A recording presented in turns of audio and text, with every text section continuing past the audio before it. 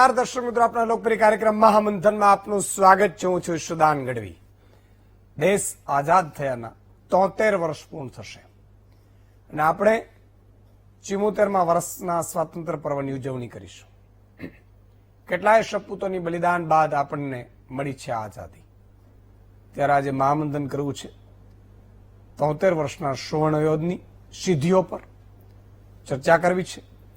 નવ ભારતના પડકારોની ચર્ચા કરવી છે. યાદ કરવું છે કેટલીક ગૌરવ ગાથા જે આજે પણ યુવાનો માટે એટલી જ પ્રસ્તુત છે. 73 વર્ષના સમયગાળામાં ભારત ક્યાંથી ક્યાં પહોંચ્યું. હવે સમય આવ્યો છે આત્મનિર્ભર થવાનો. તો કેવી રીતે થઈશું આત્મનિર્ભર? ગરીબી, શિક્ષા, પ્રાથમિક સુવિધા, આરોગ્ય જેવી જનજનને સ્પર્શે તેવી દરેક બાબતોએ હજુ કેટલા પડકાર છે. સ્વતંત્રતા દિવસની પૂર્વ સંધ્યાએ દેશની સિદ્ધિઓને યાદ કરવાની સાથે આ પડકારો પર ચર્ચા કરીશું મારી સાથે.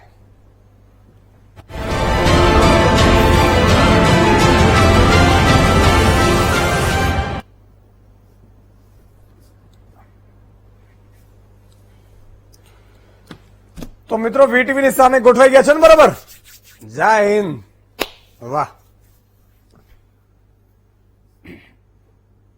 ચર્ચા કરવી છે અદભુત, એટલે હટતા નહીં, બધાની ચર્ચા થશે. ચર્ચાની સાથે ખૂબ બધી મુદ્દાઓની પણ વાત કરવી છે. પણ એ પહેલા હું એકાદ તમને સમાચાર એટલા માટે આપી દઉં કે તમને બધાને ખ્યાલ રહીએ. ગુજકેટની પરીક્ષા 14 ઓગસ્ટના રોજ છે. યુવાનોની માંગ છે કે 14 ઓગસ્ટના 24 માફ કરજો 24 ઓગસ્ટ, આજે 14 ઓગસ્ટ છે, 24 ઓગસ્ટના છે. યુવાનોની માંગ છે કે આ કોરોનાની વચ્ચે તમે આ ગુજકેટ લેશો તો થોડું અઘરું અમને પડશે, એવી એક માંગ છે. હવે કોંગ્રેસે એક માંગ કરી છે કે જે લોકડાઉનમાં ઘણા આમ તેમ થયા, ઘણા સોસાયટીઓમાં હોય ને એ બધાના જે ગુનાઓ છે એ ગુનાઓ સરકાર પાછા ખેંચે 15મી ઓગસ્ટના રોજ. અને ત્રીજું છે શહીદોને વંદન. તમને ખબર હોય તો રાજાશાહીમાં રાજાના ઘરે દીકરો આવે ને એટલે જેલ ધોવાય. જેલ ધોવાય એટલે જેટલા પણ ગુનેગાર હોય ને એ બધા છૂટી જાય, એને જેલ ધોવાય કહેવાય. આખી કહાનીઓ બહુ લાંબી છે. આપણા દેશમાં મુગલ સલ્તનત રહી, સુરી સલ્તનત રહી, એમાં 315ની આસપાસ મુગલ સલ્તનત રહી, અંગ્રેજો રહ્યા, ઘણા બધા લોકોએ રાજ કર્યું છે. આપણી પ્રજા છે એ ભોળી પ્રજા છે. ભોળી પ્રજાની સાથે સાથે જે તૈયાર અને હોશિયાર છે એ જ એના ભોળા ભાઈઓને પણ લૂંટવાનો એક પણ મોકો ન છોડે એવી પ્રજા છે. કલરમાં ફેર હોય ને, હોય કે ન હોય? કાકાને તો ખબર હશે, કલર કરી નાખે. બાપને 5 દીકરા હોય અને 5માંથી એક હોશિયાર હોય તો ઘરને બધાને એનો ગૌરવ થાય કે આ ભાઈ હોશિયાર છે. પણ એ હોશિયાર છોકરો ભણી ગણીને હોશિયાર થાય પછી 4 ભાઈઓને જ લૂંટે તો એના જેવી ખરાબી નહીં. એટલે એમાં આપણે એવું ઘણું થયું છે. આજે જે ચર્ચા કરવી છે મિત્રો, એ ચર્ચા એ કરવી છે કે હું આ બધા કોરોનામાં આપણે ખબર પડી કે ભાઈ આ ગરીબોને અનાજ આપજો, ત્યારે ખબર પડી કે 80 કરોડ લોકો હજી ગરીબીમાં છે. 138 કરોડની વસ્તી છે. આમ ઓફિશિયલી તો ઓછી છે, પણ અત્યારે ટાર્ગેટ એટલે અત્યારે ગણતરી થાય 138ની આસપાસ થાય. એમાં 80 કરોડ લોકો ગરીબી છે. ને ઇન્દિરા ગાંધી વખતે, ત્યારે મારો તો જન્મ નહોતો થયો, પણ ઇન્દિરા ગાંધી વખતે પ્રધાનમંત્રી હતા, મહિલા પ્રધાનમંત્રી, એમના વખતે એવો નારો હતો કે ગરીબી હટાવો, દેશ બચાવો. ગરીબી હટી છે, ગરીબો વધ્યા છે, કઈ ખબર નથી પડી રહી. આઝાદી મળી વર્ષોની મહેનત બાદ, વર્ષો થયા. અંગ્રેજ શાસન આવ્યું, આપણા રાજાશાહી ઉપર કંટ્રોલ અંગ્રેજો કરતા હતા. લોર્ડ વાઇસરોય અને લોર્ડ, આ બધું અંગ્રેજોની એક થીમ રહી છે. અને એમને જ્યાં લાભ ન મળતો ને ત્યાં એવા કડક નિયમો કરે કે બરોબર પાલન કરાવે. એટલે એ પણ અંગ્રેજોની એક સારી વાત. હા, ત્યાં પોતાના હોય ત્યાં, અને એ લોકો બહુ હોશિયાર કે જ્યાં જયચંદ જ્યાં પણ મળે ને ત્યાં એક જયચંદ રાખે. અત્યારે ઘણી પાર્ટીઓ પણ રાખે, તમને ખબર છે. હમણાં આજે સમાચાર આવ્યા કે અશોક ગેહલોત ને સચિન પાયલોટ બે ભેગા થઈ ગયા. સારી વાત છે. કેટલા ચાલશે ખબર નથી. એક પેલું છે ને કે ન જાણ્યું જાનકી નાતે કાલે શું થવાનું છે, કાલે તો શું થશે કઈ ખબર નથી. પણ અત્યારે સચિન પાયલોટ પાછો આવી ગયા અને વિશ્વાસ મત પણ પારિત થઈ ગયું અને ભાજપ ફરીથી પાછું હતું ત્યાં બેસી ગયું છે. ભાજપ ને કોંગ્રેસ પણ ગેલમાં આવી ગઈ છે. એટલે હવે બધી જે પેલી એસઓજી વાળી તપાસ છે મને લાગે છે એ બેસી ગયા. એટલે પછી તપાસો બંધ થઈ જાય. આ બધો તપાસો ખરેખર તો આપણે કાયદાકીય રીતે તપાસો થવી જોઈએ. પણ આપણે શું છે કે ભાઈ નેતા કેમ પછી તપાસ આગળ વધે, નેતા કેમ પાછળ વધે. ઈડી સીબીઆઈ તો આવું જ કરતી હોય એવા આક્ષેપો થાય છે. આપણે બહુ ખબર નથી. એટલે આપણે આઝાદી મળી એટલે શું થઈ રહ્યું છે? આઝાદી શેની મળી? આપણે કલમ 19(1) મુજબ સ્વતંત્રતાની આઝાદી છે. પત્રકાર છું તો પત્રકાર સ્વતંત્ર રીતે લખી શકે એમ સામાન્ય નાગરિક પણ પોતાના મર્યાદાના અનુસંધાનમાં એ પોતે બોલવાની પણ એક અધિકાર છે. હવે તમે વિચાર કરો, ગરીબી, આરોગ્યની પ્રાથમિક સુવિધાઓ, શિક્ષણની સુવિધાઓ. શિક્ષણમાં લખ્યું છે મૂળભૂત શિક્ષણ એ મૂળભૂત અધિકાર છે, પણ કોનું એ ખબર નથી. તમારે ફી ભરવાની છે જેને ભણવું છે. આવી કેટલી લાંબી તમે લાઈન કાઢો તમે. હા, મેક ઇન ઇન્ડિયા આવ્યું, આત્મનિર્ભર આવ્યું, એની પહેલા ઘણા બધા સૂત્રો આવ્યો. અને સૂત્રો વાળા પાછા એ સૂત્રો આવે ને એ પાછા એને લખીને આપતા હોય ને એ કોઈ પાછા રૂપિયા લેતા હોય. ઈસુદાનભાઈ જેવા કે ભાઈ તમે આપો એમ, એ કે 10 સૂત્રો લખી આપો ઈસુદાનભાઈ, એટલે ઈસુદાનભાઈ જેવા પાછા લખી આપે. હું નથી લખી આપતો, આ તો ખાલી તમને વાત કરું છું. તમારો ઈસુદાનભાઈ તો ત્યાં જ એનો સાથ હશે જ્યાં સચ્ચાઈ હશે, જ્યાં સત્ય હશે, જ્યાં પરમારથ હશે, સ્વાર્થની રાજનીતિની. એવી રીતે સ્વાર્થનું કોઈ કામ છે, આપણે સ્વાર્થનું થાય છે ને ત્યાં બધા ડીમ પડે. ઘણા લોકો એમ કહેતા ખબર છે મારું બહુ ચાલતું હતું 10 વર્ષ ભાઈ, તે કરી તારું પરિવારનું કર્યું પછી તો તારું કોણ સંભાળે? ઘણા બહુ આગળ જતા ને પછી બ્રેક મારે પછી રિવર્સમાં જાય પાછા, કારણ કે પોતાનું જ કર્યું હોય. એટલે કેટલી બધી સિદ્ધિઓ છે, કેટલા બધા પડકારો છે. ખેડૂતો, લાલ બહાદુર શાસ્ત્રીએ નારું આપ્યું જય જવાન જય કિસાન, ને પછીથી પ્રધાનમંત્રી ઉમેરતા ગયા જય વિજ્ઞાન, ને પછી કોનું ભલું થાય છે કઈ ખબર નથી પડતી. ખેડૂતોના ભાવ ઘટતા જાય ને સરકારી કર્મચારીઓ જે અધિકારીઓ, ઉચ્ચ અધિકારીઓ હોય એના પગાર વધતા જાય. એના પાછી મોંઘવારી આવે એમ એને નડે, એમ ખેડૂતોને મોંઘવારી ન નડે. ગરીબો છે તો એ 200 રૂપિયામાંથી 205 રૂપિયા થાય કે 210 રૂપિયા થાય. કહેવાનો ભાવાર્થ એટલું છે કે મિનિમમ વેજીસ એટલે શું, અને આઉટસોર્સિંગ વાળાને પણ મિનિમમ વેજીસ મળે છે કે નહીં એનું જોશે કોણ? આવી કેટલી પીડાઓ છે સાહેબ. મેં ગઈકાલે જ કહ્યું ને કે રોડમાં ખાડા ને ખાડામાં રોડ, ને ગઈકાલે આપણે મહામંથન હતું. તમે વિચાર કરો કે મંત્રીના બંગલાઓ હશે ને નેતાઓના સારા, ત્યાં પાછા રોડ કમ્પ્લીટ હશે. એ ખબર નથી કેમ કમ્પ્લીટ. એક તો સત્તાનો ક્યારેય દુરુપયોગ નહીં કરવાનો. આપણે શું કરે ખબર છે, ધારાસભ્ય ભાઈ બને ને એટલે ભાઈની પાછળની 500 લોકોની પ્રજાતિ હોય, માફ કરજો પ્રજાતિ એટલા માટે કહું છું સગા સંબંધીઓ, જ્યાં મોકો મળે ને કે એ ભાઈ અમારો ધારાસભ્ય, મારો માસીનો દીકરો થાય છે, મારો કાકો થાય છે, મારો મામો થાય છે, એમ કરીને ધંધા લેતા હોય પછી કે પૈસા નહીં મળે. આવું ઘણા આક્ષેપો થાય. હવે તો લગભગ નહીં કરતા હોય, મને વિશ્વાસ છે, પણ કરતા હોય તો ચેતી જાજો. તમને એ નહીં પહોંચે, પણ જે દિવસે વીટીવી નો કેમેરો આવી ગયો ને ત્યારે તમે ભૂલી જશો, તમારા ધારાસભ્ય ભાઈ ભૂલી જશે કે એ એમએલએ છે કે એમપી છે. આ મારી એટલા માટે કે જનતા માટેની આ ખુલ્લી ચેલેન્જ છે. આપણે કઈ લેવું દેવું નથી, પણ જનતા જનાર્દન માલિક છે એ ક્યારે ન ભૂલાવવું જોઈએ. ને એવું હિન્દુસ્તાનમાં આપણે એ દિશામાં આગળ જઈ રહ્યા છીએ, અને એવી જનતાને જાગૃત કરવી છે કે મારી જનતા જનાર્દન નક્કી કરે. હા, એટલે હંમેશા ધ્યાન રાખજો. તમે તમારી દાદાગીરી જનતાની સામે ન ચલાવતા. કોઈ પણ નેતા, કોઈ પણ અધિકારી હોય, જે દિવસે વીટીવીના કેમેરાની ઝપટ લાગી ને સાહેબ, ઊંઘ આરામ થઈ જશે. હા, અને સૂરજ ચોમાસું હોય તો 1-2 દિવસ 5 દિવસ ઢાંક્યો રહે. હા, એ નીકળશે. અને જે દિવસે નીકળશે ત્યારે પ્રકાશ જોરથી ફેંકશે. એટલે તમે એમ તમારે ચૂકવાનું નહીં. હા, ગુજરાતની જનતાને એટલી મજબૂત બનાવી છે. મેં પેલા પણ કહ્યું, કોઈ જ્ઞાતિવાદના આગેવાનો ઉપર વિશ્વાસ આપણે કદાચ તમને લાગતો કે નથી કરવું, ના કરતા. ઈસુદાનભાઈ તમારું, બધા જ્ઞાતિના આગેવાન આપણે વીટીવી, બસ પૂરું થઈ ગયું. અમારે કોણ તો કે અમારે વીટીવી નક્કી કરે, પૂરું થઈ ગયું. આ વીટીવી ઈસુદાનભાઈ નો નથી, પણ કહેવાનો ભાવાર્થ એટલો છે કે તમને ધરપત આવી જોઈએ, તમારા માટે કોઈક કામ કરી રહ્યું છે, જે તમારે ડરવાની જરૂર નથી. હા, એમાં ઘણા પેટમાં દુઃખ છે, કારણ કે એની દુકાનો બંધ થતી થાય, પણ એની કઈ પરવા ક્યારે રાખી છે આપણે? 2-5% તો ક્યારેય પરવા નહીં. એને તો અત્યારે સડવાટ થશે કે અમારું લૂંટાઈ જશે. કાંઈ લૂંટાય નહીં. તમે સારું કરશો, બીજું કામ ધંધો કરી લે.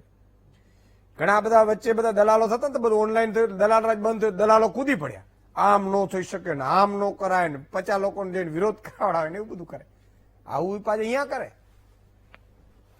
પણ હવે તો ગુજરાતમાં બહુ નહીં ચાલવા દે આવું બધું. એટલે આ બધાના મુદ્દા ઉપર ચર્ચા કરી છે. આપણી સાથે 5 મહાનુભાવો જોડાયા છે. જયેશભાઈ વ્યાસ ભાજપના નેતા છે, કૈલાસભાઈ ગઢવી કોંગ્રેસના નેતા છે, જય વસાવડા જાણીતા લેખક આપણી સાથે છે, ધીમંતભાઈ પુરોહિત સંપાદક છે ન્યૂઝ વ્યુઝના, અને રિઝવાનભાઈ કાદરી ઇતિહાસવિદ છે. એટલે હજી મને લાગે 4 દેખાય છે. 5 પતી ગયા. હા, 5. આ બધું ટેકનિકલ, એટલે મારે થોડુંક બોલવું પડે. મેં કીધું ટેકનિકલ બધું ગોઠવી લે, પછી સેટ થાય, પછી થાય. ઘોડા બધા કહેવાય કે દોડી તો હગાય, રથના બધા પૈડાઓ બધા ભેગા થયા હોય એટલે હા આવી ગયા. તો પેલા હું આ બધા ઇતિહાસવિદ ને જયભાઈ ને એને લઈ લઈએ, એટલે થોડુંક રોનક મજા આવી જાય. મહામંથનમાં ચાંદ લાગે, 4 ચાંદ લાગે. જયભાઈ, 73 વર્ષ પૂરા થયા આઝાદીના. શું મેળવ્યું, શું ગુમાવ્યું, અને શું હજી મેળવવા જેવું છે, શું કરવા જેવું છે, અને શું કરી શકાય? ઈસુભાઈ, બધા મિત્રોને જી જી જી બસ બધા મિત્રોને ખાસ આવતીકાલની શુભેચ્છા આપું. અવાજ બરાબર જે ભાઈ હેન્ડસ્પ્રી પહેરી શકાય એવું છે? શોધવી પડે હવે. કાં તો થોડુંક નજીક આવી શકાય તો થાય. એમ અવાજ થોડુંક ફાટીને આવે છે. અવાજ થોડોક ફાટીને આવે છે. હા, હવે ચાલે છે. હા, બરોબર છે. થોડુંક લેપટોપ ભવિષ્યમાં ધ્યાન રાખશું હેન્ડસ્પ્રી વાળું.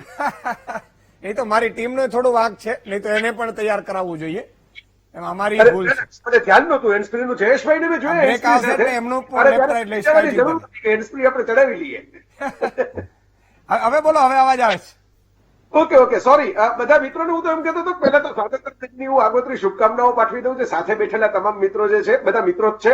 અને જે તમે વાત કરી રહ્યા છો, અત્યારે જે વાત થઈ રહી છે આપણી સ્વાતંત્ર્ય દિન નિમિત્તે, એમાં મારે એક વાત કહેવી છે કે ગોળમેજી પરિષદ, ત્યારે તો ભારત હજી આઝાદ થયું નહોતું, અને જે પડી ભાંગી મંત્રણા, છેલ્લો કટોરો ઝેરનો પીછે જો બાપુ આપણે ઝવેરચંદ મેઘાણીએ લખ્યું, અને મંત્રણાઓ પડી ભાંગી.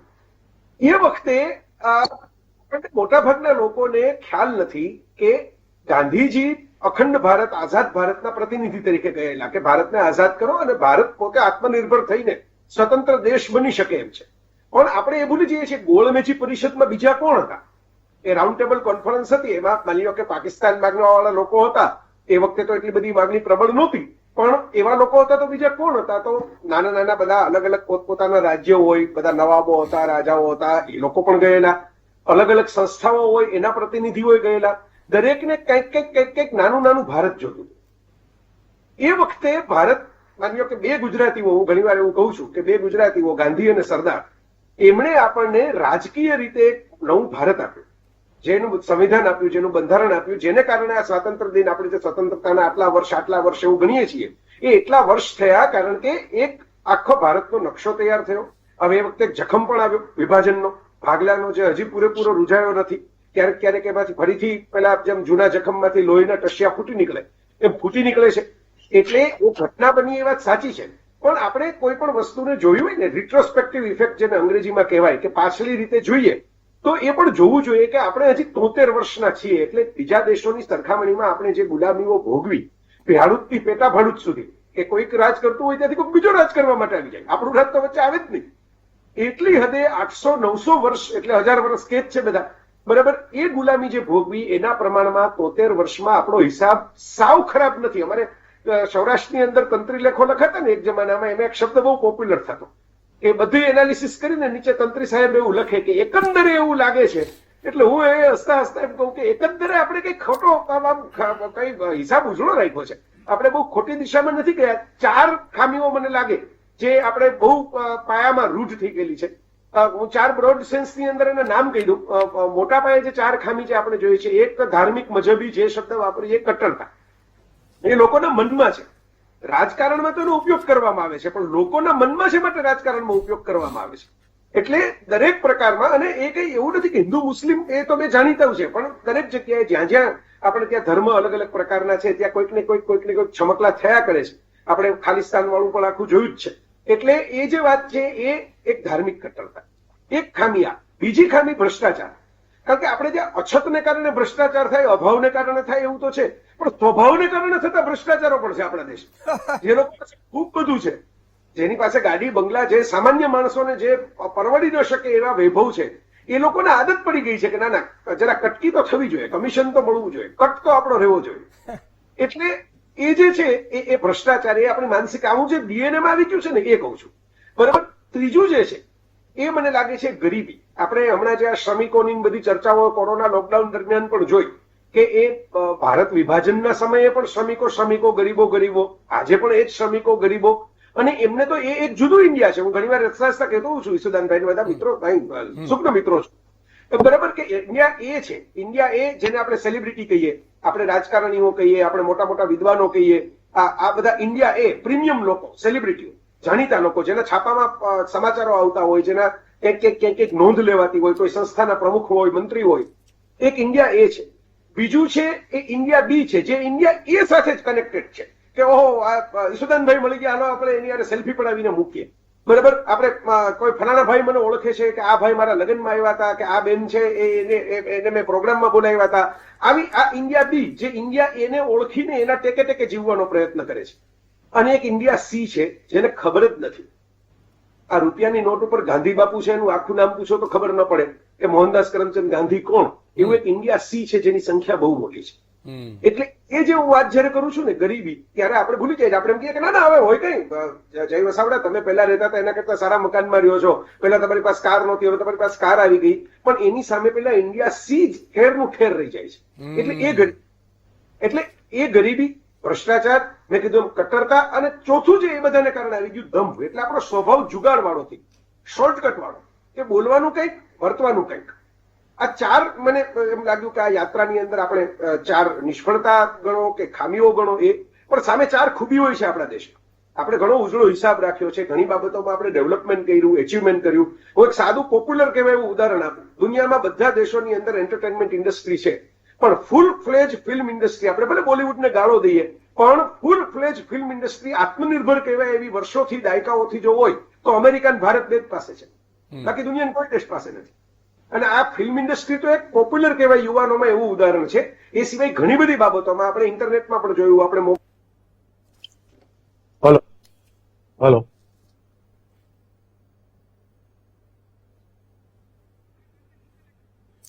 મને લાગે જયભાઈ નો ડિસ્કનેક્ટ થઈ ગયું છે. ઇન્ટરનેટની વાત કરીને ઇન્ટરનેટ ડિસ્કનેક્ટ થઈ ગયું. હા, એટલે ડિજિટલ છે, ડિજિટલ ઇન્ડિયા. પણ આ એક મેં કીધું ને કે આ બધી કહાનીઓ થોડી થોડી તમને મજા આની જ છે કે, તો ત્યાં સુધી આમને લઈ લઈએ રિઝવાનભાઈને, પણ જયભાઈને સાંભળવા ને ખરેખર, અને એટલું જ્ઞાન હોય અને જ્ઞાન પીરસ્યા જ રાખે, એમ થાય પીરસ્યા જ રાખે. પણ રિઝવાનભાઈ થોડું ઇતિહાસ ઉપર, ફલક ઉપર પણ જોઈએ, કેવું શું થયું, કઈ રીતે થયા. આપણી જોડે તો મુઘલ શાસન એ બધા પણ હતા, અંગ્રેજો હતા, અને અત્યારે આપણે પણ છીએ. કઈ રીતે આગળ ગાડી જાય છે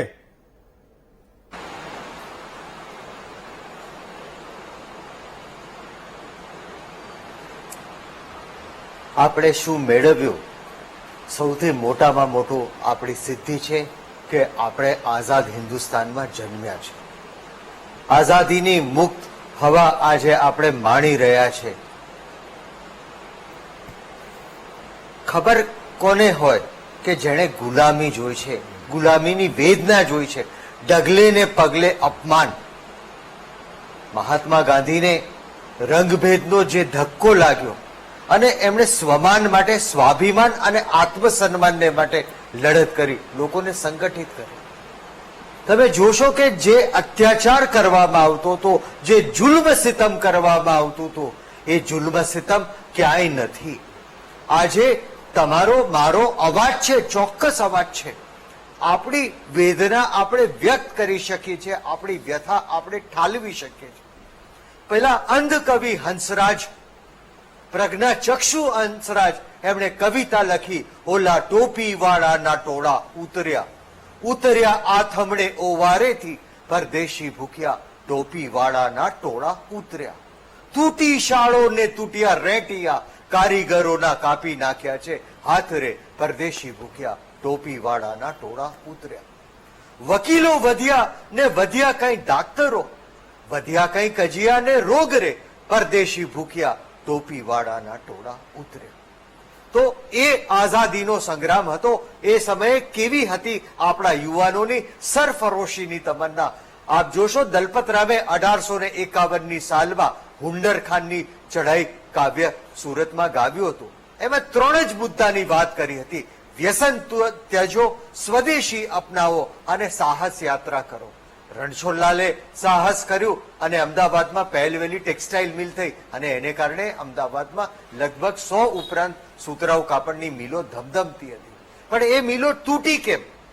એ તૂટવાના કારણો શું હતા? મહિપતરામની સાહસ યાત્રા થઈ. અને આપ જોશો, આજે આપણે સ્વદેશીની વાત ફરી પાછી આપણે સ્વીકારવી પડે છે. 1872માં અંબાલાલ સાકરલાલે આ જ શહેરમાં સ્વદેશ ઉદ્યોગ વર્ધક મંડળ સ્થાપ્યું હતું. અને સ્વદેશીનો કેવી રીતે વિકાસ થાય, અને એ જ અંબાલાલના નેતૃત્વમાં 1902માં અમદાવાદને આંગણે ભારતનું બીજું ઇન્ડસ્ટ્રીયલ કોન્ફરન્સ થઈ હતી. તમે વિચાર કરો, એ લાક્ષા ગુરુ કેવો હતો?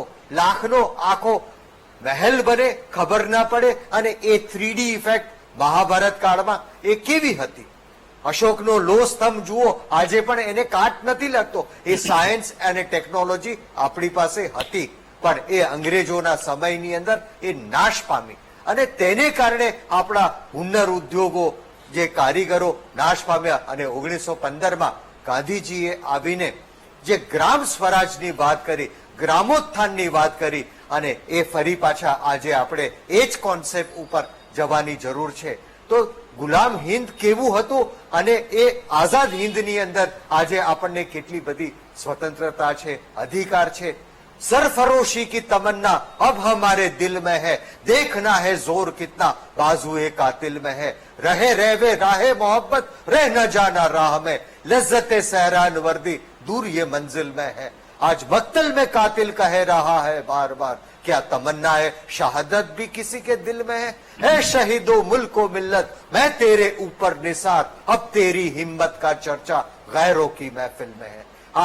રચના લખવા માટે મૌલાના હસરત મોહાનીને અમદાવાદના એ જ સર્કિટ હાઉસમાં, જ્યાં 1 મહિના અગાઉ ગાંધીજીને 6 વર્ષની સજા ફટકારવામાં આવી હતી, અને એને માટે એમને પણ 2 વર્ષની સજા ફટકારવામાં આવી હતી. 2 લેખો લખવા માટે લોકમાન્ય બાળ ગંગાધર તિલકને 6 વર્ષ માટે માંડલે જેલ મોકલી દેવામાં આવ્યા હતા. આ વર્ષ લોકમાન્ય બાળ ગંગાધર તિલકની એમના મૃત્યુતિથિનું શતાબ્દીનું વર્ષ છે.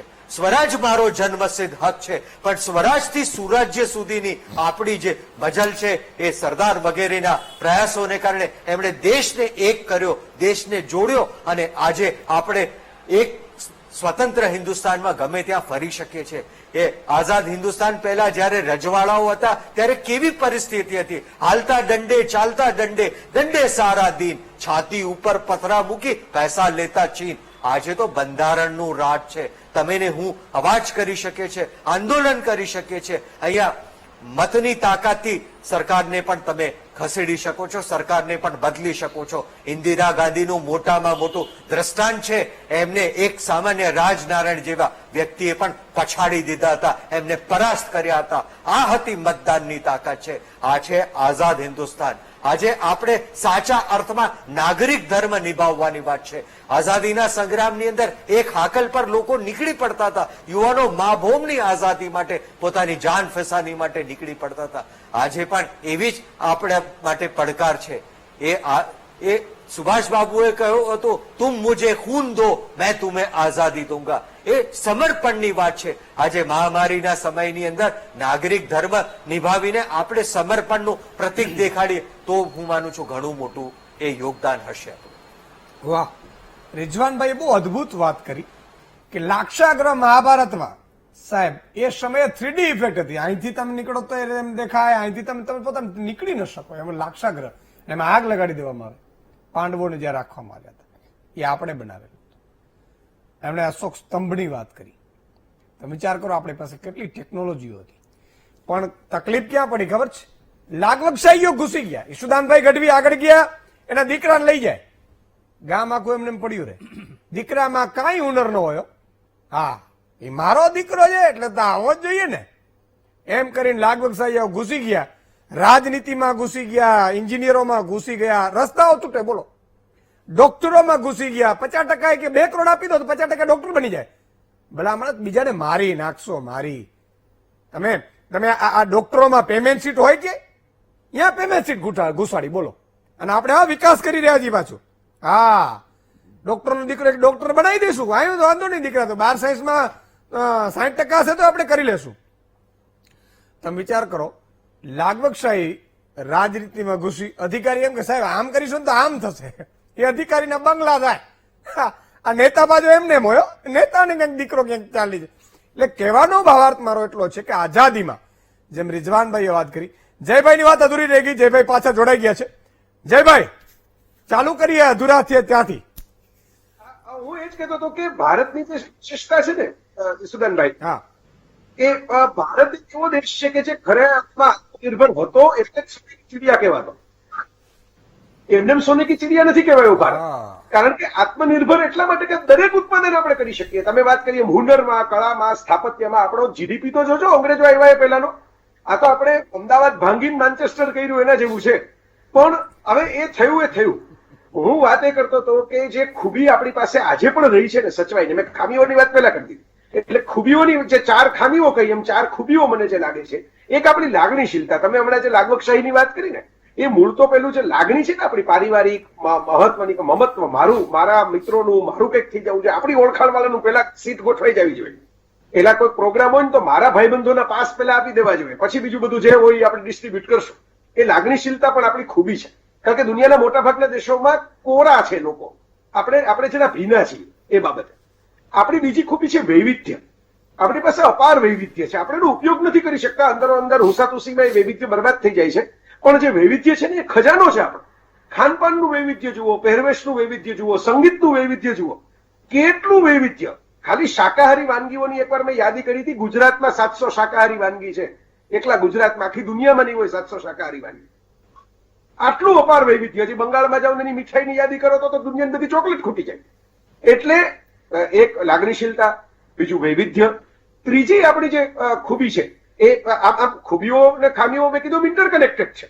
એ ઘણી વાર હું કરું, વૈવિધ્ય આવે એને કારણે પેલી કટ્ટરતા પણ આવે કે અમે પેલા પછી બીજું, બંગાળ પહેલા, મહારાષ્ટ્ર પછી, મહારાષ્ટ્ર પહેલા, તામિલનાડુ પછી, તામિલ પહેલા, એ બધું છે. એની સાથે ત્રીજી આપણી જે ખૂબી છે એ છે આપણી ક્રાફ્ટમેનશીપ, આપણો હુનર. એ આપણા લોહીમાં છે. નાની મોટી તમે જુઓ, નાની મોટી વસ્તુઓ જે બગડેલી હોય ને, આપણે એના માટે માણસો સ્પેશિયલ ન બોલાવવા પડે. એ માણસો પોતાની જાતે કરતા થઈ જાય. એ જેને કહેવાય ને કોઠાસૂઝ, દેશી ભાષાનો શબ્દ વાપરું તો, એ ભારતીયોના લોહીમાં કોઠાસૂઝ બહુ ભરેલી છે. એટલે ફોરેનમાં એનઆરઆઈઓ બહુ હિટ જાય છે, કારણ કે ત્યાં કોઠાસૂઝનો અભાવ છે જે આપણામાં ઇનબિલ્ટ હોય છે. એટલે એ ત્રીજી આપણો ફાયદો છે. અને ચોથો આપણો દેશ તરીકેનો ફાયદો છે એ છે આપણી માનવતાની વૃત્તિ, જેને આસ્થા સાથે પણ હું જોડી શકું. આપણે ત્યાં એક ઇનબિલ્ટ શ્રદ્ધા પણ છે કે જે કઈ હોય, સંતોષીનર સદા સુખી. એક આમ ડેની બોઇલ જેને સ્લમડોગ મિલિયનર ફિલ્મ બનાવેલું, પછી કોઈ સવાલ પૂછેલો, કારણ કે એ ટાઇટલ ઘણા લોકોને નહોતું ગમ્યું કે ભાઈ આ તમે સ્લમડોગ મિલિયોનર એવું ટાઇટલ રાખો, આમાં ભારતની ગરીબી હાઇલાઇટ કરો છો. મેં ઇન્ટરવ્યુ જોયેલો એમણે ઓસ્કાર પછી જે ઇન્ટરવ્યુ આપ્યો ને, મને સરસ વાત કરી. હું પહેલી વાર જયારે મુંબઈ ઉતરો ને ત્યારે મારું જે લેન્ડ થયું ને પ્લેન, એ ઝુંપડપટ્ટી ઉપરથી લેન્ડ થયું. ઇન્ટરનેશનલ એરપોર્ટ ઝુંપડપટ્ટી ઉપરથી આવ્યું. ધારાવીની ઝુંપડપટ્ટી મુંબઈ એરપોર્ટ બે બાજુમાં જ છે, તમે જુઓ તો. હવે એ કે હું પ્લેનમાંથી બહાર આવ્યો અને ત્યારે મને એમ હતું કે અહીં તો આફ્રિકાના અમુક દેશોમાં હોય એમ દિવાલો હશે ગરીબો અને અમીરો વચ્ચે. એને બદલે મેં તો એક જુદા દ્રશ્યો જોયા કે 5 સ્ટાર હોટલની બહાર પાછો એક પાણીપુરી વાળો ઉભો હોય અને એ પાછો ઓલો BMW કાર વાળો ત્યાં ઉભો હોય ને લાઈનમાં ખાવા માટે. આ સહ અસ્તિત્વ કો એક્ઝિસ્ટન્સ જે આપણું આવ્યું ને, એ માનવતામાંથી આવ્યું, એ આપણી પરમાત્મા પ્રત્યેની આસ્થામાંથી આવ્યું. એટલે એ ખૂબીઓ છે. મારી એક નાનકડો મેસેજ જે કહેવાનો હોય ને એટલો જ છે કે સ્વતંત્ર એટલે સ્વ ઉપર આપણું રાજ છે, આપણું તંત્ર પોતાનું છે. સ્વતંત્રનો ઘણા લોકો અમારા મિત્રો એવો અર્થ કરે છે કે મન ફાવે એમ 150 સ્પીડે રાતના બાઇક ચલાવો કે આપણે આઝાદ દેશના નાગરિક છીએ, આપણે મન ફાવે ત્યાં થૂકો. એટલે તારક મહેતા એકવાર એના લેખમાં એવું લખેલું, ઈસુભાઈ અને બધા મિત્રોને કદાચ બધા સજ્જ મિત્રો છો, બરાબર ખબર હશે કે ચંપકલાલ છે એમની પેલી કોલમ લખતા ને ચિત્રલેખામાં, એમાં તો પ્રવાસે ગયા પેલા અમેરિકાના, અને પછી મુંબઈ આવી અને જોરથી હાક થૂ કરીને થૂક્યા અને કે મહેતા તું મને લિબર્ટીના પૂતળા બતાવતો તો આનું નામ લિબર્ટી, ત્યાં થૂકી નો હકાય, મન પડે ત્યાં થૂકી હકાય. હવે આજે વાત આવી ગઈ ને આપણામાં કે સ્વતંત્ર એટલે એનો અર્થ એવો નથી કે કોઈ તમારી ઉપર નજર નથી રાખતું, તમે તમારી ઉપર નજર રાખો, તમારું પોતાનું તંત્ર બનાવો. એટલે એક કોટ મેં જો આ ટી શર્ટમાં રાખ્યું છે હેનરી ફોર્ડનું, આ ગ્લોબલ કોટ. એક આપણું પાછું સંસ્કૃતનું પાછળ રાખ્યું છે, એ આપણું પોતાનું કોટ, આપણા વારસાનું. બે જ વાત કરી દઉં, આ કોટ જે છે એમાં એવું લખ્યું છે કે તમે એવું માનો કે તમે કરી શકો એમ છો તો તમે સાચા છો, અને જો તમે માનો કે તમે નથી કરી શકે એમ તોય તમે સાચા છો. આ બધું ખરેખર તો તમારી અંદર છે. તમે માનો કે આપણે વધી શકીએ એમ છે તો વધશો, તમે માનો કે ના આપણે તો કોણ છે, આપણે તો પડી ગયા છીએ, આપણે તો નકામા નાલાયક છીએ, તો તમે એવા નીવડશો. આ એક કોટ છે, આ ગ્લોબલ માઇન્ડસેટ છે. અને બીજો જે કોટ છે એ પાછળ સંસ્કૃતમાં આખો શ્લોક છે, વાલ્મિકા અગ્નિમિત્રમનો, કાલિદાસનો. અને બહુ શ્લોક આખો તો હું તમને અત્યારે કઈ સમય વધારે નહીં વગાડું. એમાં એટલું જ કહેવાયું છે કે જે જૂનું છે એટલું સારું છે અને જે નવું છે એટલું સારું છે. આ બંને માનનારા ખોટા છે. મેં તમારા ઘરની દિવાલે જ રાખી દીધું છે પરમેનન્ટલી. સાધુ પુરુષ, જે સજ્જન વ્યક્તિ હોય, જે હોશિયાર વ્યક્તિ હોય, એ પરીક્ષણ કરીને નક્કી કરે છે કે સારું શું છે ને ખરાબ શું છે. એટલે ભારતે હવેથી જે નવી યાત્રા કરવાની છે એમાં મારી નાનકડી રેસીપી એટલી જ છે કે આપણે ઇમોશનલ ઓછા બનીએ, એનાલિટિકલ વધારે બનીએ. લાગણીશીલતા સરસ વાત છે, પણ એનો અતિરેક થઈ જાય ને તો ઇમોશનલમાં આપણે બધું ખોઈ બહુ નાખીએ છીએ. અને બીજું એ કે એક વર્ષો પહેલા મેં જયારે વિદેશ પ્રવાસમાંથી પાછો આવીને અહીં રાજકોટની અંદર બોલવા માટે આવેલો ત્યારે મને એક વિદ્યાર્થીએ સવાલ પૂછેલો કે તમને ફરક શું લાગ્યો દુનિયા જોઈ અને ભારતના વચ્ચે અહીં મોટા થયા એમાં. મેં એમ કહ્યું કે અહીં આપણે હુમ ડુ યુ નો, કોને ઓળખો છો એ સૌથી પહેલા પૂછાય છે, અને ત્યાં વોટ યુ કેન ડુ, શું કરી શકો છો એ સૌથી પહેલા પૂછાય છે.